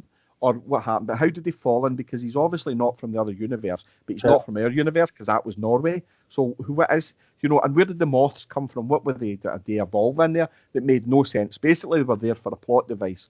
And he was there to info dump everything on top of them so that they didn't just go, what was all that about? Do Did you hear, Teddy, did you hear that there was actually a scene that they cut from that, because we seen photographs of a big tall creature that Ryan and Yasmin apparently were supposed to take on originally, when the Doctor was obviously trying to figure out these portals and where they were going. And the photograph surfaced, if you remember. I actually put it up on my Twitter account at the time. There was this big tall, like Reaper looking alien that they were supposed to take on, but for some reason it was cut out of that Shiverman. episode. Yeah, I think it was that. Yeah, I think it was the best bit taken out. That's what I mean. You know, and that's not the first time that's happened. But if you know, the season itself, even the good episodes, or the better episodes, I'll say, not the good episodes. Kerblam, great idea. You know, it was Pete McTeague for me, best writer of the series. However, ruined at the end because the Doctor committed murder for absolutely no reason. You know, she could have got those robots. She was in charge of them then. She could have got them to fly away. She could, you know, but she decided to blow up a wee boy who was a young man who was traumatized because he'd been working hard and missed his family. You know, and he'd been radicalized and had changed his attitude. But, you know, the Doctor's meant to help people. That's what she's meant to be. Exploding bubble wrap, Eddie. Exploding bubble wrap, for God's sake. Well, you know, exploding bubble wrap, I can actually forgive if they decided it was the Autons. Yeah. Perfect sense then. You know. Yeah, it would, wouldn't it? Yeah. You know, but then they didn't. Then let's talk about Rosa. Right. What did you really think of Rosa? I'm going to tell you what I think of Rosa. I think as an episode, not Doctor Who episode, right, without all the sci-fi crap, if it was just a drama, it's fine. Yeah. But as a Doctor Who episode, I don't think it has any place in the Doctor Who universe. Now, I don't know if you agree with me on that one. That's how I feel about it. How do you actually feel about it? Right, so the story that we got of Rosa Parks, right, is an important story, and it should be told, and it's a story that maybe kids don't know, and it's good. Someone like Doctor Who can show that story, right? Absolutely. So from there, I'm in, okay? Right. However, one of the things Chris Chibnall said, you know, apart from, well, in the 60s they had 4 companions or 3 companions, he also said, well, in the 60s they done historical stories, right? And they stopped doing historical stories. The reason they stopped doing them is because there is no drama in a historical story. If you look at something like the Romans or the Crusades, it's mostly just about the Doctor and his companions trying to keep out of the way, you know, and not getting involved. Or if you look, as closest we've come to a historical story in the modern era, or the kind of postmodern era, if you like, the kind of Peter Davison's time with the Visitation, where he caused the Great Fire of London. You know, things like that. You can't set Doctor Who in a factually historical era because the Doctor can't do anything. You know, it's a bit like the frustration of the Waters of Mars when it's a fixed point in time, or the Impossible Astronaut where it can't be changed. Of Pompeii as well, but see, episodes like that worked because the writers knew there were constraints and they worked around them without compromising the actual historical event. The thing about those that's different from Rosa Parks, right, is that they were things that the Doctor could be the man that caused it. So it was always going to go to the thing. So there's a drama in that. Anything the Doctor does will cause. Whereas Rosa, you know, it will cause the volcano to go. But Rosa, by its very nature, means that you cannot have the Doctor influencing Rosa, because then what you get is a white woman influencing the black woman, and it becomes a racist story, and you can't do that. So by its very nature, you cannot involve yourself in it. So it makes the Doctor impotent.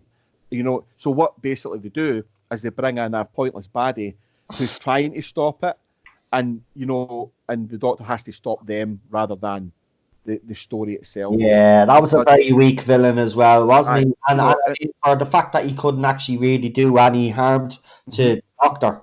Like I've noticed as well with Series 11, there wasn't actually really any danger for Jodie and her companions. Aye.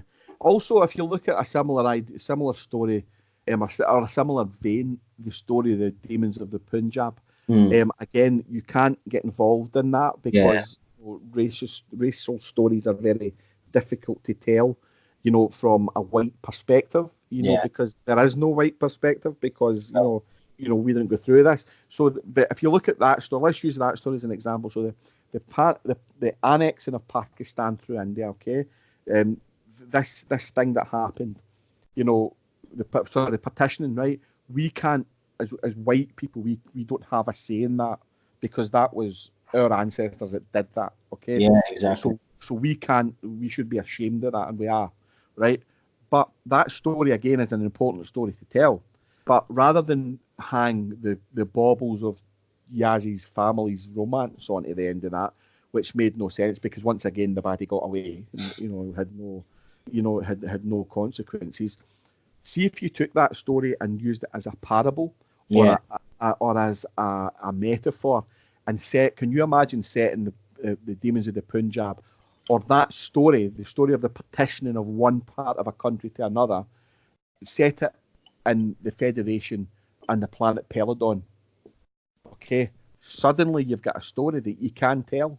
Yeah. You can tell the same story, but tell Exactly. it using the metaphor of Peladon, and the story of that, which is a planet that the Doctor has a rich history with. Yeah. And you can change the Empire for the Ice Warriors. You know what I mean? Exactly. Suddenly you can tell a really good story. Yeah. It's the same story, and you can reference the partitioning of Pakistan on that story. You can reference it. And the same, like, you could do something similar.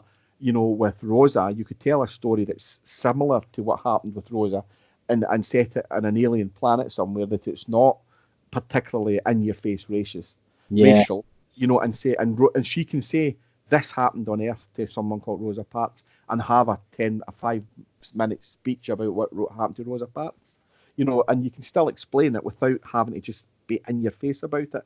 And Yeah. it wasn't clever enough writing for me. It didn't push the boundaries. But the thing about it was, it thought it did. It thought it was being clever and thought provoking and woke and all these, but it wasn't. It was just clumsy and lazy, and it wrote itself into a corner.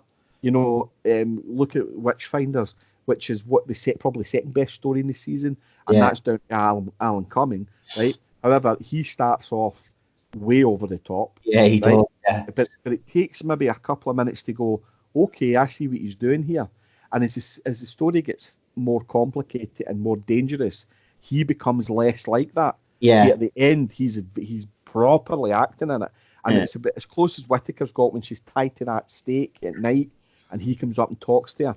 And there's a very close there's a good conversation between the two of them. But then they get a magic torch and they put everybody back in the hill, and it's all over. And then, and if you look from a merchandise point of view, how do you create mud monster zombies? You don't. You just give somebody a big bag of mud and say, go and kill them. Oh, I tell you, yeah. I say the So, merchandise people are not loving Chibnall's era right now. well, I'm surprised there's not been a Funko Pop Pating, if I'm honest with you. That's about as close as I can see. I think there's a B&M announcement in January for a release of figures, and I know that there are companion and Tardis figures of Series 13, so I know that they exist. That there's certainly been, I've seen a copy of them, a version of them, so they do exist, and they look quite good. And I'm, as you know, I collect action figures, so I'll want to get them, Yeah. but I that's, seen your action figures actually when you got the big Finish ones. I heard the big Finish ones are outselling. yep, So I was being told. I had a caller on last night that actually went onto this website where they were able to do the calculations, and it's not looking good for Series 11 merchandise. I thought now it would sell with obviously the woke crowd and the people that support this, but it even looks like they're not even buying. they don't buy the toys, mate. The people who buy toys are old men like me Yeah, and kids. That's who buy toys. I have 3 boxes of them coming to me soon. What you call it? I'm like you. I like collecting stuff now. Obviously, I've moved around over the last couple of years. I've had stuff stolen. A lot of me stuff was damaged as well, water damage, fire damage. So I've had to build up my collection again. So I'm doing it again, but I'm obviously concentrating all the classic stuff first. I mean, there's nothing that appeals me. I mean, I'm an older man like yourself. I'm 40, right? You tell me what I could buy that they have made for me to buy concerning this new era. There's nothing. Oh, there's nothing that appeals to me. I mean, they have a scarf, right? Now, I've no problem with the scarf. I know people were giving out about the rainbows on the scarf. Look, it's a bleeding scarf, right? I mean, we have to get a bit of, context here. It's a scarf. If people want to buy it, they can buy it, right? I've no problem with the scarf. But what else is there for adults? Like, Chris Chibnall has forgotten that his audience is a family audience, right? And it is an older audience as well. There would be far more adults watching Doctor Who, let's be honest. They do get the kids to watch it, but the adults are there watching Doctor Who, right? There's nothing for the adults. Like, there's nothing I'd buy. I wouldn't buy that screwdriver. But what else is there? I'm not going to go around wearing one of our T-shirts or our costume. No. Well, see, I get given a lot of the merchandise through. Yeah, and you have a Jodie doll, don't you? Yeah, I was given that. But I've also got the sonic screwdriver, and I've got the 5-inch figure. But I kind of wanted that to complete my collection. Yeah, I know. Everybody's the same, though. You have to have it, don't you? Yeah. I managed to get myself a War Doctor sonic screwdriver the other day as well, so I think I've got all the screwdrivers now as well. Oh. However, I'm kind of merchandise-wise for Series 11, I would really like them to do the TARDIS exterior. It's about the only good bit of design in the series. The exterior of the TARDIS is quite good. It's a bit odd. It's got weird bits on it, but it's fine. So I'd quite like that TARDIS. They have created the character, the companions. They exist, and I think there's an alternate Jodie with a darker top, right? That's coming out. That's what's due for release.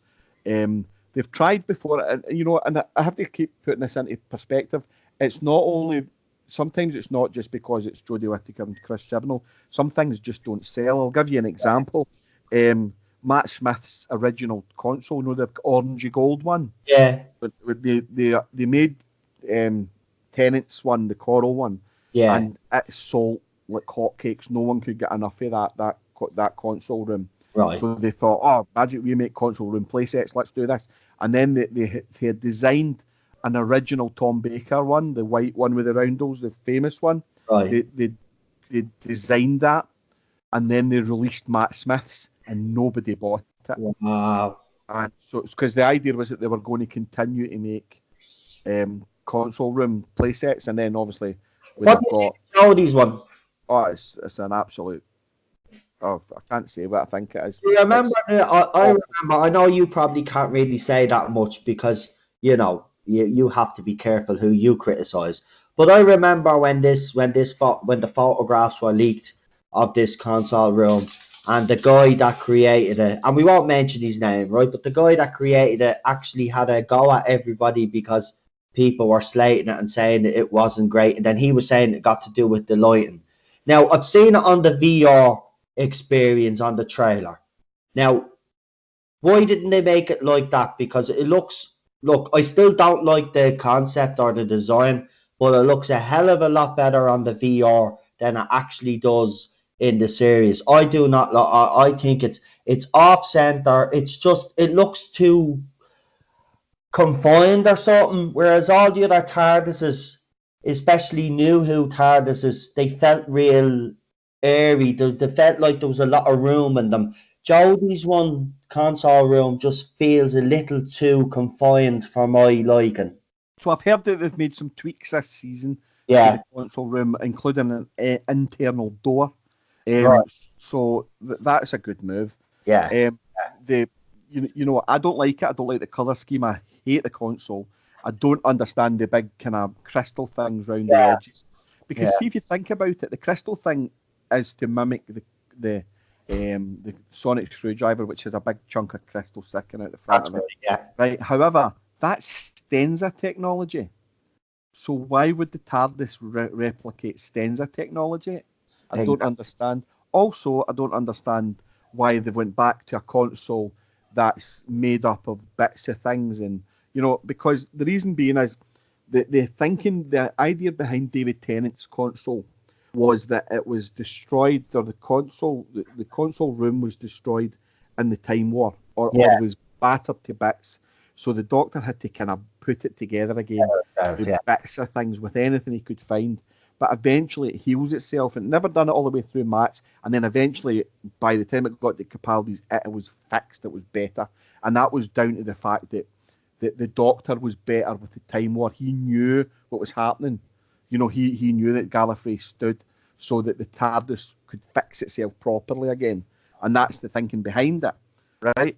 So why is it now back to looking stupid? Because it, like everything else has got a linear progression. It's got an evolution, but they've stymied that evolution from the series from it started again, and it makes no sense to me that they've done that. They've done it with the Doctor as well, because they've made her that she's got no history, and whether we like it or not, whether it's a good idea for drama or not, this is a 2,000-year-old being that has a history, and the closest she got to it, she said, believe it or not, half an hour ago I was a white-haired Scotsman.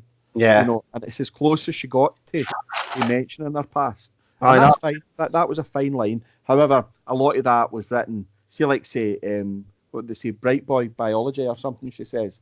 That's a Capaldi line. One important question I actually have, and I kind of put this to everybody.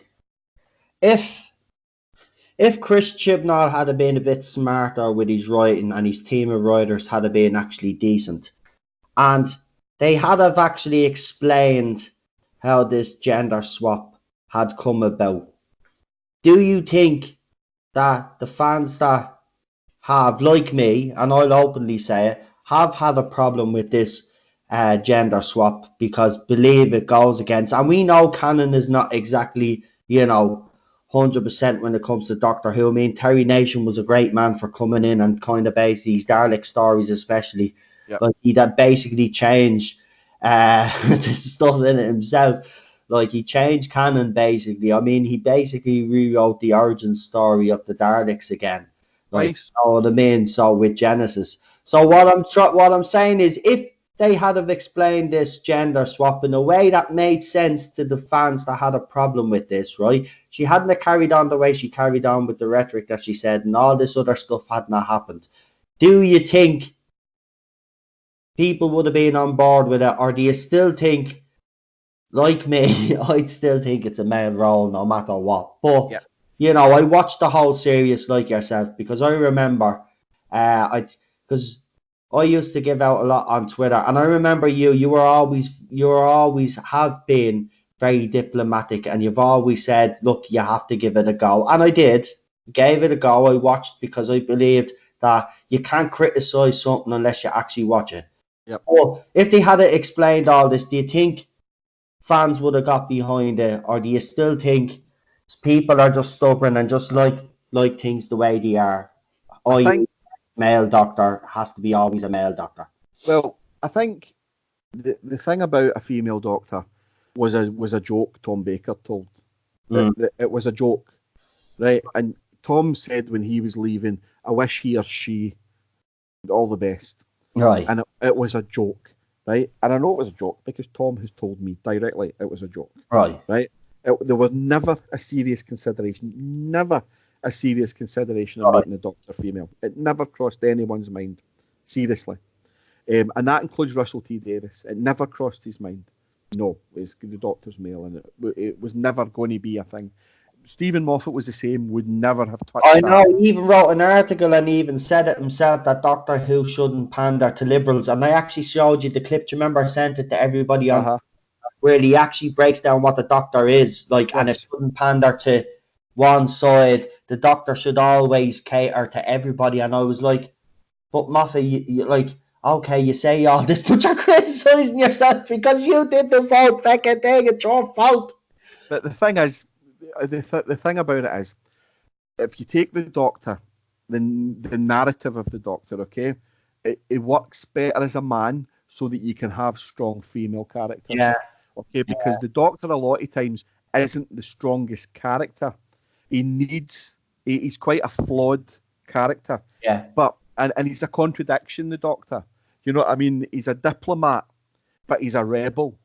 Yeah. You know, he's a man of the people, but he's a Time Lord. Yeah. He's everything. He's a walking contradiction, basically. You know, he is, and he always has been. So for him to be a man and a woman, Yeah. kind of makes sense. Yeah. However, that was never a thing until Neil Gaiman mentioned it, and the Doctor's wife, where they talked about the Corsair. It was never in canon. It was never in canon, and I don't care what anyone says.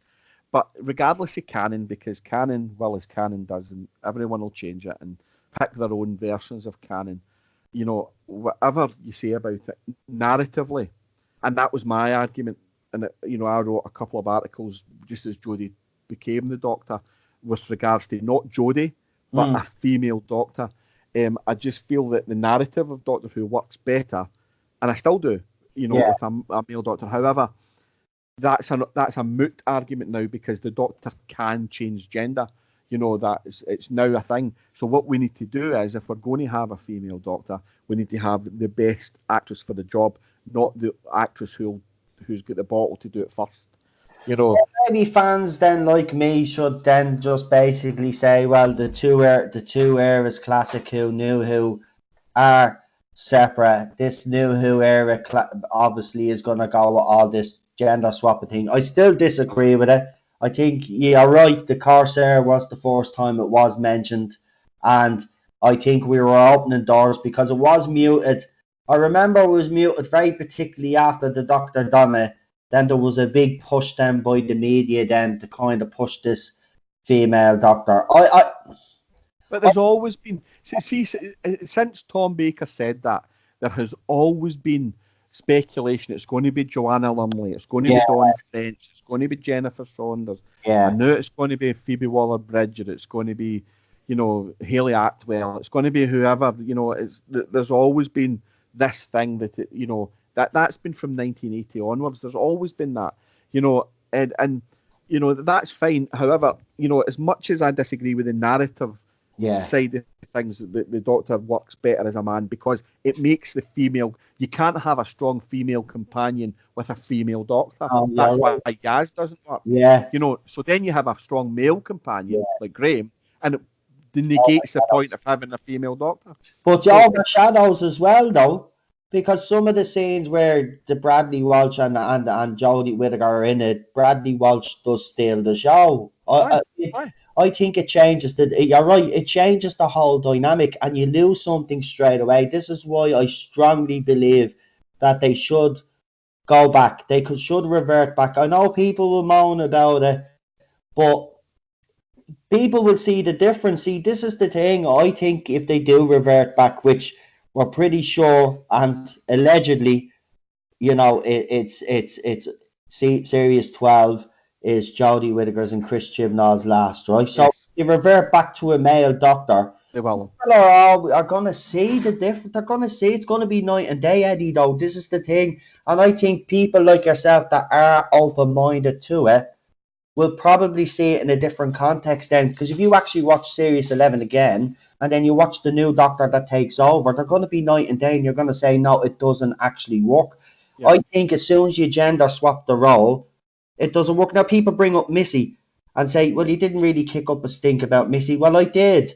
But the reason why I didn't make such a big deal out of that is because, okay, Missy, the Master, does appear in Doctor and has been the Doctor's number one enemy, bar the Daleks, right? And has been in Classic Who a lot. But I could accept it to a certain point because it wasn't the Doctor. You know, we still had that male figure, but now you know what I mean? Now you've gone and done it. Now you've changed the Doctor now. And it doesn't make any sense. This is the thing that pisses me off with Chris Chibnall. If he hadn't explained it, I would have been more open-minded. He didn't explain the gender swap in the show. He just thought, that line that you said, I was a grey-headed Scotsman 20 minutes ago or something, that was enough. Well, for a fan like me, that wasn't enough. I'm sorry, that's too much of a cop. If you're going to make that big, huge, monumental change, you want to have a good reason why. But the thing is, narratively, that was the correct move because as a writer, you Right. don't if they're saying, and just beforehand, the Doctor had a conversation with Bill, and he said that Time Lords have transcended gender Right. millennia ago. They don't really think about gender. It doesn't cross their mind, right? So if that's the case, when the Doctor regenerates into a female, the fact that she said, she says to Yaz, why you call me Miss, Yeah. right? And she said, because you're a woman. And she went, am I? All right. And just carried on. That's right. That's the right thing to do. Because if she'd have then said, so I'm now female and that doesn't work because, All right. because if you have to mention it, it becomes pointless. So it was the right thing to do. However, I'll reiterate the point that narratively it doesn't work, because the fact that you have to have a female Doctor means that the character of Yaz, who is, in all extent and purposes, the archetypal companion, Yeah. she should be a great companion. She can't be, because if she's a stronger companion than the Doctor, then it wastes the Doctor, so she becomes pointless, and they both kind of cancel each other out. And Yeah. then by the very nature of that, the guy companion becomes a strong character, Yeah. and it's how the physics of writing works, and I'm surprised they didn't get it. It does work sometimes to change the gender of characters, or sometimes it makes no difference. I give you an example: Starbuck in Battlestar Galactica, because Starbuck isn't the lead, and Starbuck doesn't work off. In the original Battlestar Galactica, Starbuck didn't have a female they worked off of. You know Yeah. what I mean? It worked as well. They talk about Captain Janeway and Voyager Yeah. again, but that each captain's different. Yeah. So again, that doesn't work. It's not the same example. So the Doctor's pretty unique. They talked about the difference between race and gender. Now, I think race is a much more interesting way to look at it because race would not change the dynamic. If the Doctor was black or Asian or Chinese or Hispanic, it makes no difference to the dynamic of the Doctor. It would just be the Doctor. I agree. And they should never comment on that. The same as they would never comment on his hair color or his eye color. It would make no difference, and that's what they should have done. If they want to be diverse, that's how to do it. But effectively, what they've done now by gender swapping the Doctor is they have to do it now. Now they have to commit to it. Okay, so but they made errors along the way by having too many companions. By doing that, by making the person that they picked be lacking in gravitas and class to a degree. Right. She needs to have been. She was just a wrong pick. There could. I watched Phoebe Waller-Bridge and things, and she would have been superb. And Fleabag, she's just extraordinary, and I think she would have been a great Doctor. I always said, well, if we've got to have a female Doctor, Hayley Atwell would have been great. She's classy, she's funny, she's she can flip in a hairpin, she can turn. Her acting abilities. She was great in Peggy Carter. She's led a series before, an ensemble series. So there was lots to recommend her. But the thing is, now you can argue that semantics all day long. It is what it is, and the Doctor now can swap genders. What we have to look at going forward is, will they swap genders back? And as far as everything that I'm hearing, and everyone, there's a clutch of people who have been asked about showrunners to put a treatment forward, and every one of them is suggesting a male Doctor. Now they're also suggesting a specific male Doctor, a guy. It's Michael Sheen, as everyone knows. Yeah. Again, Michael Sheen is a great choice because he's very well liked. He's a very good actor. He's capable. However, he's kind of, I think he's 50. So there's the kind of thing, is he maybe too Capaldi age? For the Doctor. Yeah, but here's Eddie. Here's the thing, right? I know what you're going to say, right? This age issue, right? And this kind of annoys me this shouldn't even be an issue, in my opinion. And I know it is in the new. I know it is now, but it shouldn't be. I think he's perfect age. 50 is the perfect age. Sure, he's just had his wife has just bloody had a kid, or his partner's just bloody had a kid, so he's going to be, quite active anyway. I Yeah, think he's the right age to take over. Do you know what? This is the one thing that riles me up about this kind of new fandom, and I'm not tarring them all with the same brush. But when they criticise Capaldi for his age, well, then you clearly don't understand the history of the show, and you don't know. Look at previous incarnations, especially in Classic Who. yeah. Well, the Capaldi was the second oldest Doctor. He was 55 when he took over, and that was the same age as William Hartnell. Yeah. William played it a lot older, but they were both the same age. The next oldest Doctor was John Pertwee. He took over at 52. Both Tom Baker at the time had been the youngest Doctor, early 40s. Patrick Troughton was mid 40s, and then obviously Peter Davison was the youngest at that time. He was 29 when he got the role. Then we had a slew of Doctors. Colin and Sylvester were mid 40s. Paul was younger again. I think he was mid 30s at the time. Chris Eccleston was 40. David Tennant was 36, I think, and Matt Smith was famously 27. Yeah. So the Doctors have kind of ranged from early 20s to mid 50s. The older Doctors are less usual. Probably Billy, John, and Peter Capaldi are the three oldest. But I get what you're saying. I don't disagree with you with Michael Sheen. I think he'd be a great Doctor. That would be wages, I'd reckon. Money. Aye. Well, no, I don't think so. He's, as far as I'm aware, he said he was happy to do it. So I think what I personally think, as much as that he's been looked at, that they'll go younger, they'll go quite dynamic. I know for a fact that they want someone who's a cross between Matt Smith and David Tennant. I know that. I know that's what they're looking for.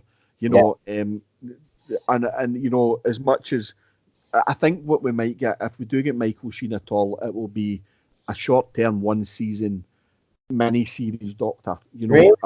I think that's what we'll get, Wow. and then we'll get a younger, dynamic Doctor. I think, but that's just instinct. It's not anything that I know. Right. So, but if this, right, as you said yourself, whether fans like me like it or not, the whole gender swap thing is part of canon now, whether we like it or not, right? Yeah. So you're saying they can't now back down and they'll have to do this again. How do you think it's gonna go? Do you think we'll get, as you said, probably there's a chance Michael Shane. Do you think then the next Doctor that'll take over from him be the younger guy, and then they'll probably go with a female Doctor, or I don't know. I mean, the thing is, it really depends on the show. Yeah, that's what I mean. Is when will they do? I don't know. You might get a showrunner who absolutely fundamentally disagrees with a female Doctor, who gets the technicalities of writing a female Doctor is different and doesn't like those restraints, so decides not to go with it. You might never get a female Doctor again. What if they didn't get a female Doctor again? Is there any way within the writing of actually doing that they could get a showrunner in, not to kind of retcon it, but not to acknowledge it, but not to ignore it, but to kind of make it that this is not going to happen again? It was a once-off. Some fan actually came up with a great theory that was Heather. Do you remember the puddle girl? That when the Doctor was lying on the ground, she touched him or something, and that affected the regeneration, right? And I turned female. That would have even made some. Well, the thing is though, that now whether we like it or not, the Doctor has specifically told Bill that genders are irrelevant. You saw the general change from an old white man to a young black woman. The Corsair, Missy. It's now a thing. And there's no getting away from it. There's no need to really get away from it, because the fact is that I'll give you an example. A mate of mine is called Tony Ingram. Hello, Tony. Right, and Tony tweets quite a bit, but Tony and I have locked horns many times over the years. I've known Tony about 15, 20 years on fandom, and we fundamentally agree on many things, and we fundamentally, ragingly disagree on many things. And he absolutely hates David Tennant. He hates him with a passion. Right. He absolutely despises him. Right? And also a guy called Ed Watkinson. You'll see Ed on my Twitter quite a bit. Ed is one of the forum guys in Planet Mondas. He's a great guy. He's a brilliant guy, and we agree on 99% of everything. But he absolutely hates Matt Smith. Okay, hates him. Right? So these guys are most entitled to those opinions. I love those two doctors. I don't get why they don't like them, but they hate them. Right? They hate them. Right? They don't like Jodie Whittaker either, incidentally, but they hate them. Right? I know people who cannot abide Peter Capaldi. I don't understand that either, but they don't. I've never not liked a doctor. I've never understood that until Jodie Whittaker. It's the first time it's ever happened to me in 50 years of watching the series, or 45 years of watching the series, and I've never ever. It's an odd experience for me. Right. So the fact is that everyone has a doctor that seems to have a doctor that they just don't like. And irrelevant to their gender, they just don't like them. They don't like that they didn't like how they acted or what they did. I know. Tony's quite old fashioned, and he's doctor, and he hates doctors kissing people and getting romantically involved, and he thinks it's obscene because he's a 900-year Time Lord and she's a 17-year-old girl, and he's got a point. So what happens is when Jodie eventually regenerates a year come Christmas and moves on to Pastors New, she'll always be the 13th Doctor. She'll always be the unlucky 13th, right? That'll just be who she is. Yeah. And she'll fade into the distance the same as John Pertwee did and Colin did and Sylv did. And people will love them or not like them, and they might go back and revisit her era, and they might not go back. It's a tell. I'm not a massive fan of Colin's era. I don't dislike it. I'll take me notions for it. But, I tend not to watch it. I'm quite glad a lot of the missing episodes are missing because most of them were shit. Right? And, and people go, oh, I'm missing episodes. Well, why do you want them back? Just read the Target novelization because it's 10 times better than anything you're going to see. Right? And it's kind of, and so there's bits of Doctor Who that we'll not watch and we'll avoid, but there's plenty for everyone, and some people love Jodie, in fairness, and they're entitled to love her, and they're entitled to not get the fact that, that we can look maybe more intellectually at it and see it from a technical angle, and say that, because it's certainly not a misogynist angle. It's not because she's female, it's because she's rubbish. There's a big difference, and it's because it's badly written and badly thought out. I know what it's like to get stick off that side of the fandom. I've been getting it for the last 3 weeks now, non-stop. It's actually ridiculous. I've blocked them myself now. I don't even answer back to them anymore. But the take listen. I want to actually end this on a positive note. So yesterday it dropped Mission to the Unknown. Now I haven't watched it myself yet, Eddie. I have it ready to go on YouTube. And also apparently there's a little documentary as well. Apparently that's on YouTube. So should I watch the episode first and then watch the documentary? Yeah, absolutely. Yeah. It is let's glorious. Because it seems to be getting very positive vibes. I even did a video last night. I put up all the comments some of the comments that were on YouTube about. Now, obviously, I covered people's names, but I put it up. There seems to be a genuine love for this story. Do you know what? I haven't seen this fandom this excited about something in a long, long time. And for me, personally, it's great to see, I have to say, because we deal in the trenches. We see what it's like on Twitter. It's a cesspit, let's be honest. We see the bad side of the fandom. But that episode has brought out the good. Yeah, it's because it's proper, bona fide, absolutely without a shadow of a doubt, Doctor Who. Now, it doesn't have the Doctor in it. So what does it tell you? That an episode of Doctor Who for 1965 that doesn't even have the Doctor in it is getting better reviews than Series 11. Yeah. And by the way, it's glorious. It's amazing. I mean, some of the acting's a bit ropey, right. But the majority of it's really good. The set design is amazing. The camera, the direction is great, even down to the wee bumps in the studio where sometimes it bumps the camera and the zoom's a wee bit off, and it's so good. And from that, you really want David Bradley to go and do the rest of the Dalek Master Plan, and the fact is, one of the things that's really good in it, and it's terrible to say, is that Nick Briggs does the voice of the Daleks in this. Yeah. And he's a bit better than Hawkins and all the guys that did it. Except that there is, he very specifically gives a Dalek a Cockney accent in it, which is obviously one of the Daleks at the time had one. And it's quite funny. Right, but it's worth it's only one line. Yeah, That's a fucking Cockney Dalek, right? But it's brilliant, and and it's not funny, but it's one of the things that just raises a big smile at your face. Now I'm a great believer, and I've said this for a while. I never used to be. I used to be dead set against it, but I would love to see old Doctor Who redone, with new actors and better, sets and better special effects.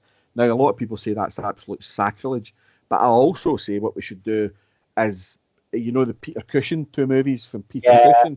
So I like to think of those as a separate universe Doctor Who, and that Doctor regenerated into whoever Michael Bentine and Peter Sellers and different people in the past, and now somewhere in the world a Jeff Goldblum Doctor Who is whizzing around having adventures of a movie epic type that are slightly similar to the stories that are happening in telly, but a wee bit different as well.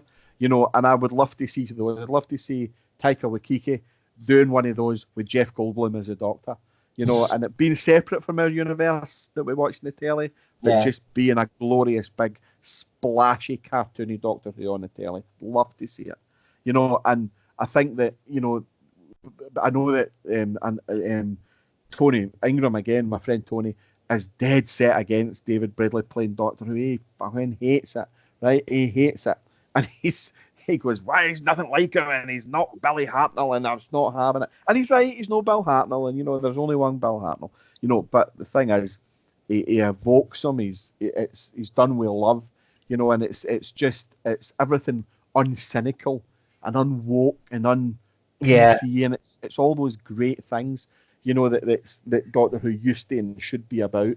If I turn to the side, I've got the Doctor Who companions, the books that come out, the hardback books, and I look up the list and I see Billy and Pat and John and all the way up to David and Matt and Peter, and you just go, that's the era of Doctor Who from up until Twice Upon a Time. Doctor Who was a glorious thing, and it's a sin to see it in this kind of horrible world that it's in just now.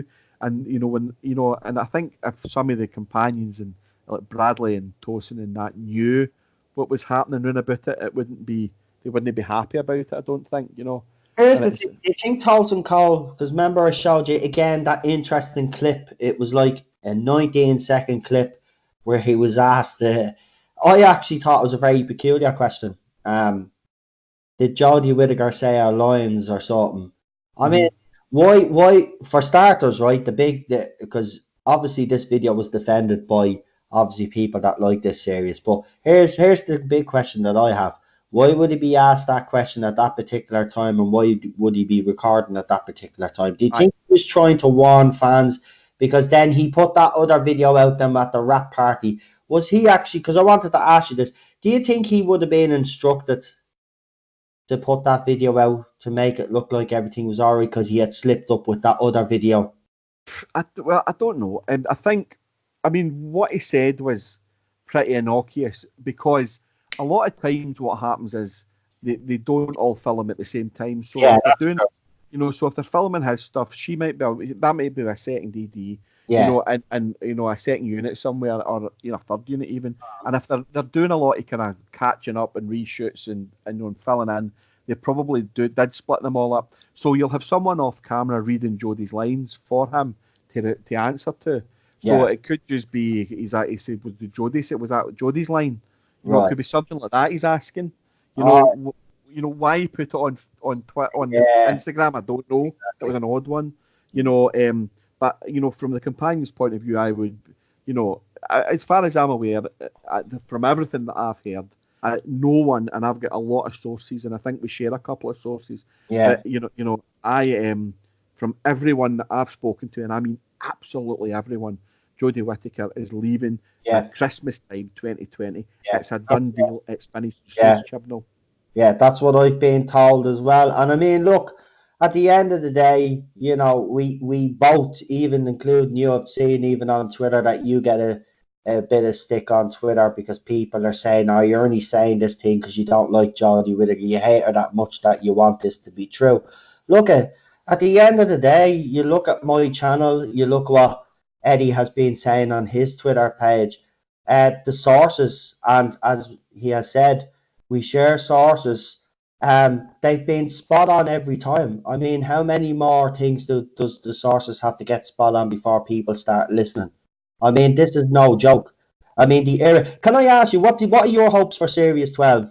I mean, you've said that and the sources also said the same thing. So the both of us were talking about this off camera.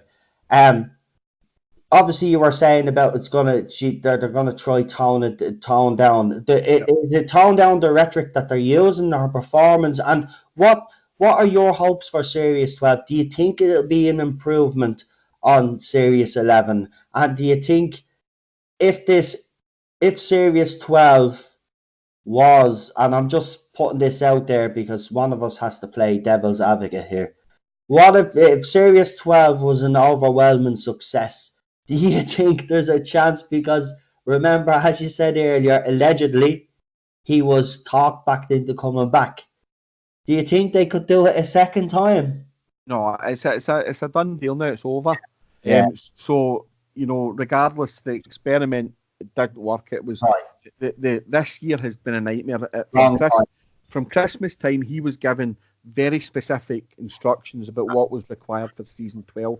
That is why we went from having no monsters and no old companions and no old enemies in it to having Cybermen and Jadoon and probably the Sea Devils and the Daleks.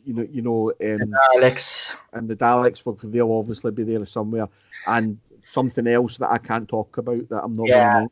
Yeah, we don't know. We can't say. We've been sitting on this for how long now? Oh, 4 weeks, 5 weeks or something. Yeah, and the promise is a promise, and yeah. So the thing is as well about season 12. Yeah, come on. And about the whole situation is, I ask Cardiff, right? So whenever I'm given a spoiler or whenever I'm given some information, I've got a phone number on my phone that phones directly to the offices at Rothlock. Right? Yeah. I don't speak to someone who knows somebody who works in Ramada and the costume department. I speak to the person involved, and she tells me either yes, it's absolutely true, or no, it's an absolute lie. Right? Sometimes she'll email me that. Right. Yeah. However, sometimes she says, I'm not saying anything about it. And that's code for saying it's true, but I'm not telling you it's true. Right? Exactly. So if she blatantly denies something, and I've had let me think of something that was denied to me that turned out to be absolute bullshit. Was it the Billy Piper thing? It was. That's exactly what it was. So I asked her about Billy Piper, and she went, "No, that's nonsense." Jack Hartness coming back as well was this year. It was last year. No, that's nonsense. That's not true. So absolute. Sometimes the line is, "Oh, we don't speculate on," But and then so I've asked directly. So I'm pretty confident by the time I've maybe come out with something that I know that I've asked. And if they tell me it is true, I mean, example, once again, I'll talk about the big spoiler that I can't talk about kind of thing. I went directly and she said to me, please don't tell. Very words were, we don't normally talk about speculations, but please don't tell anyone. And I agree with her because you would just be wasting it for absolute shits and giggles, and it's no fair. And if it works, people deserve this. Yes. That moment, they deserve it. And if it's all you get out of the Jodie Whittaker era, if people go, remember that in season 12 when XXXXX, if we get that out of this season, then I'm all for that. That's great. You know what, Eddie? I don't really say this that often, but I agree. I think, if if this is well, we know it's true. Yeah, This yeah. if Chibnall can pull this off, right? All I will say is that Jodie Whittaker will get the send off that she deserves, and it will. I think it will redeem the era to a certain extent, but not fully. But she won't be remembered with such. No, hatred is the wrong word to use. Yeah. The voice of person within the Doctor Who universe. I think this could be a redeeming I season. worry. I know we've got to be careful about how we say it, but I kind of worry that what they're going to do with this, Right. because it's a great arc. Mm-hmm. It could be. It will be. It should be a fabulous reveal. But Yes. I just feel they might fuck it up. I know, because you know what, Eddie, Moffat was great at getting their hopes up, and Chibnall doesn't have the greatest track record right now with Doctor Who. So, do you know what? They always say that a producer, a writer, a group of people get lucky once. I believe he got lucky with Broadchurch, Yep. his first series of Broadchurch. I really do. Yep. I think it's time, and I think he got lucky with Torchwood as well. Well, I think he got lucky that Russell T Davis was executive producer on Doctoral. but hopefully the luck is with him for this, because if I'm being honest, there's nothing more. People accuse me of hating Doctor Who, right? None of us hate Doctor Who. Right now, I am really pissed off with this era, right? It's disheartening, right? It's took all me passion away. But if he can really do this, right, then he hasn't fully redeemed himself, but he'll leave on a high. She'll leave on a high, and that's all they can expect from a flawed era. Let's just say. This is a 4 or 5 episode arc that has a fabulous piece of casting in it. Yeah, with a great reveal at the end. Yeah, you know. So if they pull it off, good on them. Yeah, you know, good on them. I would like to think that the episode. I mean, I think the first episode, as far as I know, is a kind of parody of James Bond, which makes me worry whether they're still going down the line of the Doctor in a tuxedo, which apparently they are. So they're going to go Jane Bond, you know, which worries me a wee bit, that they're still playing with this gender thing. And you don't need to do that. That's what's happening. That's the first episode. That's why we hate. Here, there's supposed to be. There's a rumoured Florence Nightingale episode as well. And that's true as well. That's true. Yeah. There's also one with a kind of old French spy, I think. And right. Would that be Stephen Fry playing that character? Because Stephen Fry is appearing in Series 12 as well. Aye, that's the one. There's also now there's an episode meant to be about the plastic pollution in the sea. Yeah, that's right. That's a great idea, because it's a big thing at the moment, and also obviously Planet Earth 2 did it probably when Chibnall was writing it, you know, and it's a great idea. Now, if that has got to have one of two enemies in it, it has to have either Sea Devils in it, or it has to have the Autons in it, right?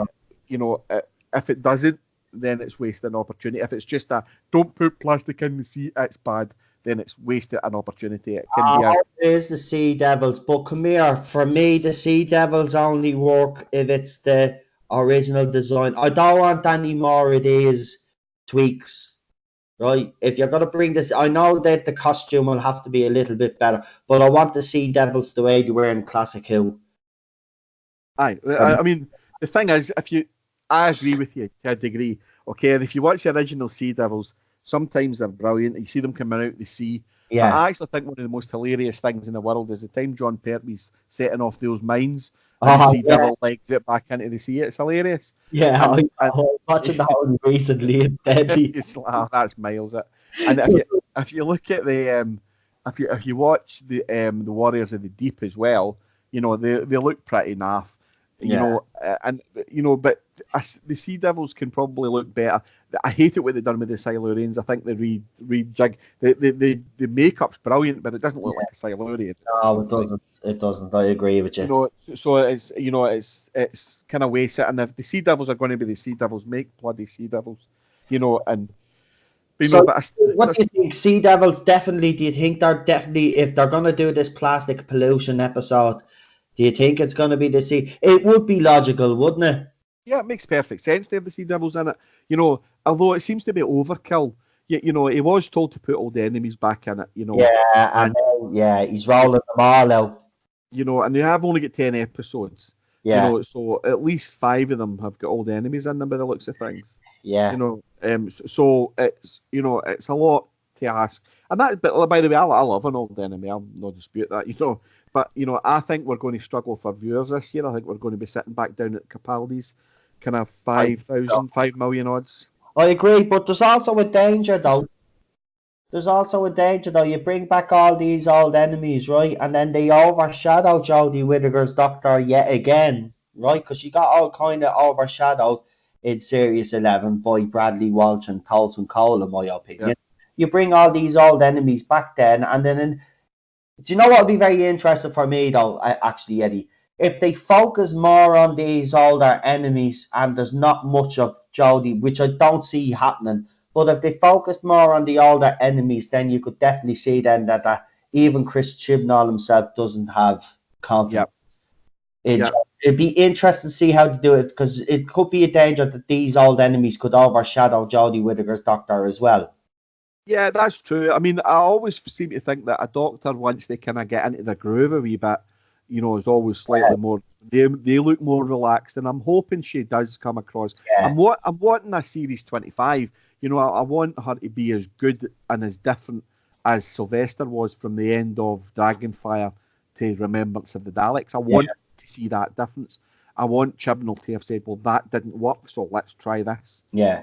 And I think there's a chance that that could be the case. However, some of the stuff that I am hearing suggests otherwise. Oh, You gee. know, so I don't think he can help himself. You Yeah. know, I know for a fact there's no old writers back, as far as I'm aware. It's about a bunch of new guys again. Apart from Pete McTeague, who's technically one of the new guys. So I mean, Pete was good enough. I think he's something to do with the Christmas special as well, and I think he was rewriting some of the series as we went along. We might only know that as a ghostwriter, right enough. So I don't really know, mate. It's Yeah. it's it's um it's a worrying. I'm hearing it's kind of quite kind of contradictory because I'm hearing a lot of things that I like the sound of, Yeah. but then they're kind of wasting it with things that I don't. And the fact if they're going with this Jane Bond silly nonsense in the first one, Yeah. it's just another thumb up at the diversity. No, it's Okay. it's ridiculous. I don't think he's going to learn from his mistakes. To be quite honest with you, Eddie, I've had this fear that he's going to double down because he knows Aye, it and last series that's why. and rope the old enemies in just to kind of two fingers. Because I was just thinking back to the 80s when he had that go at uh remember when he was on Aye, that panel and he had a go. yep. Is this his way? I don't know. Maybe he is a vindictive man. Maybe this era is his way of basically getting back at the old generation of Who because he felt that they were kind of disrespecting him. Someone told me that knows Chris Chibnall. I don't know him at all, but they Right. told me that he's actually embarrassed of Doctor Who, and he's embarrassed that he's a fan of Doctor Who. So all the silliness. See, the thing is, Doctor Who works best when it's silly, when it's Yeah. glorious, right? Again, I'll hark back to Pyramids of Mars. Yeah. When Marcus Scarman comes into the TARDIS with the Doctor, Mm. right? He says something about, but this is ridiculous. Yeah. It's ridiculous. And the Doctor says, "You're going to say it transcends all laws of physics, aren't you?" And he goes, "It does transcend all laws of physics." And he says, "I know, it's fantastic, isn't it?" And the Doctor's got a big grin in his face Yeah. because it's insanity. Yeah. And if you look at particularly Moffat, he played that up. He just loved the absurdity of Mm. Doctor Who, but Mm. Chibnall's embarrassed by it. So he doesn't like the absurdity of Doctor Who, Jesus, man. and until you can embrace that side of the program, you're going to lose the soul of it. Yeah. And that's why he was quite critical of it back then. He also, in fairness to Chris Chibnall, he retracts those statements now and said, "What did you say when you were 15?" And he's got a point. I was a dick when I was 15. You know what I mean? So he's got a point that he can't really be held to account for something he said No, True, yeah, but you know what's ironic about it, Eddie?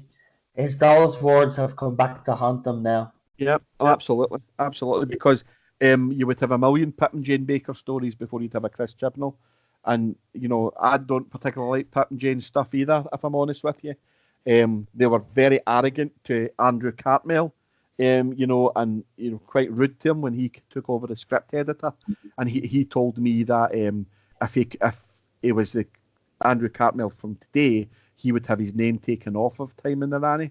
Wow. Because he was dismissed by the writers, which isn't good, and it's not what they should be doing. So, Yeah. so they two aren't particularly, or weren't particularly nice people. Apparently, they come in and said, "Look, young man, JNT's asked us to do this. We're doing it as a favour. Get out our way and let us carry on. What do you know?"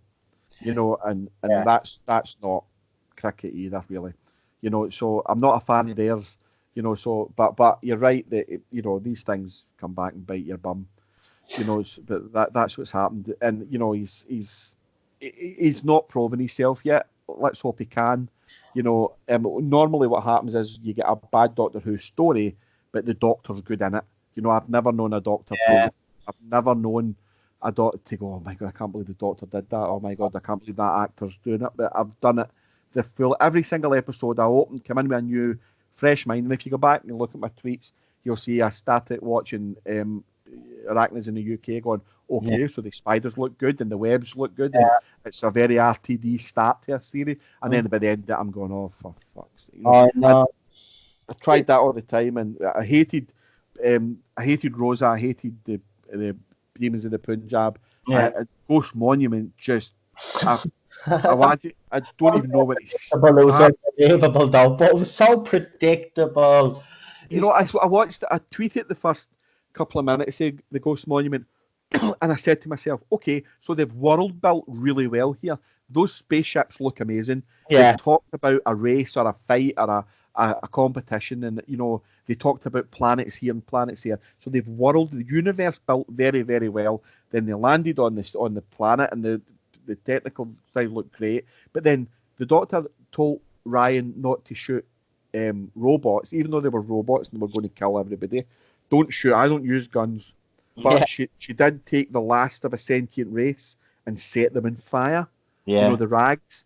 So whilst I get that she maybe not have liked them and they might have been a bit dangerous, she committed genocide. Yeah. And you're like, what's that about? And then why was the TARDIS a ghost monument? Why did the TARDIS chuck her out in the first place, blow itself up, regenerate itself, and appear on that planet as a ghost monument? What? Why? The story itself could have lasted the full season.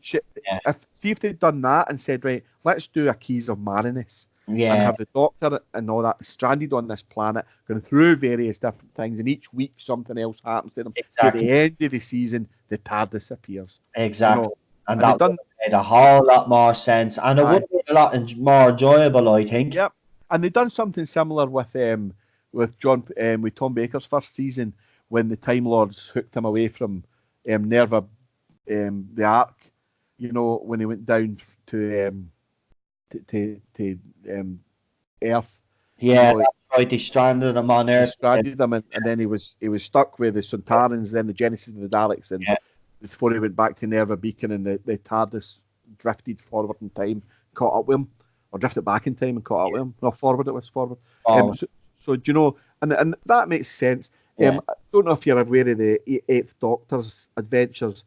There was a series that started with a book called The Burning, where it was the first lot of BBC books after Virgin had given up, and basically the end of the Virgin books is the Doctor jumping to certain death and the TARDIS exploding around them. And he basically, in the first one of the BBC books, he wakes up on Earth, can't really remember who he is, and he's got a wee blue box that's the size of a dice or something, and it slowly grows. It just looks like a blank blue box, and it slowly grows into the TARDIS. And while it grows, he has adventures and begins to get his memories back. That's a great idea. That Jodie would have worked well in that, because she wouldn't have had to have any doctory traits. She could have been quite introspective and quite quiet, and discovered herself as we discovered her. They could have done something like that, but they didn't. Again, it's if buts and maybes, isn't it? And that's the whole point. He should have. I don't know. I just think if you're going to take on that job and you're supposed to be a fan, fair enough. He says he's embarrassed by and you, as you said, if you don't fully embrace that sort of ridiculousness that is Doctor Who, then it's not going to work. But listen, Eddie, we've been talking for 2 hours and 9 minutes. So I can go Jeez, a little longer if you want to, but I mean, we've kind of covered everything now. yeah, no problem, mate. Happy to finish up. But listen, thanks for coming on. Mate. It's been a pleasure having you on. Listen, don't leave it too long next time. Come on again, because this was a very interesting conversation talking to you. And like the next time I'll bring you on, I'd just like to talk about your experiences with Doctor Who and how you got into the show and No worries. about your books. Because you're right, don't you? You have a book of your own. Do you want to give your book a shout out there? Yeah, it's called Face to Face. It's a book about the series from 1963 to 1989. It's got a lot of interviews with past doctors, lots of writers, lots and lots of companions. Andrew Cartmell's there, Fraser Hines, Tom Baker, John Pertwee, Elizabeth Sladen, Mary Tam. Who else is there? Philip Hinchcliffe, a big interview with Philip Hinchcliffe. Who else? Richard. Can't remember. There's lots and lots of interviews on there. To say Liz Sladen, she's there as well. There's a wee bit from Katie Manning. Me and Katie couldn't tie up our catchers at the time, but we had a wee chat. She's promised me another interview in the future. And so there's tons and tons of interviews on there, right up to and including Sophie Aldred and Andrew Cartmell from the final series. So brilliant. Throw out your Twitter handle and your YouTube channel as well, and your any other podcast you have, whatever you do, just throw them all there. No worries. So it's Outpost Skaro. Everyone will have heard the Outpost Skaro. That's our website. That's got a forum and a news page on there, and then we're at Talk to Doctor, which is our that's our YouTube channel, I think that's called. And then obviously I'm Eddie at Skaro on Twitter, and Outpost Skaro's there as well. Lovely. Eddie, you just hang on there and just gonna. So listen, folks, thanks for joining us. Hope to have Eddie back again pretty soon. I hope you have enjoyed this, and subscribe to both channels for obviously information on Series 12 as well. And as soon as we get it, we will of course, providing we're allowed, we will provide that information as we always do. So thank you all for joining us. It's been a pleasure. Talk to you all very, very soon.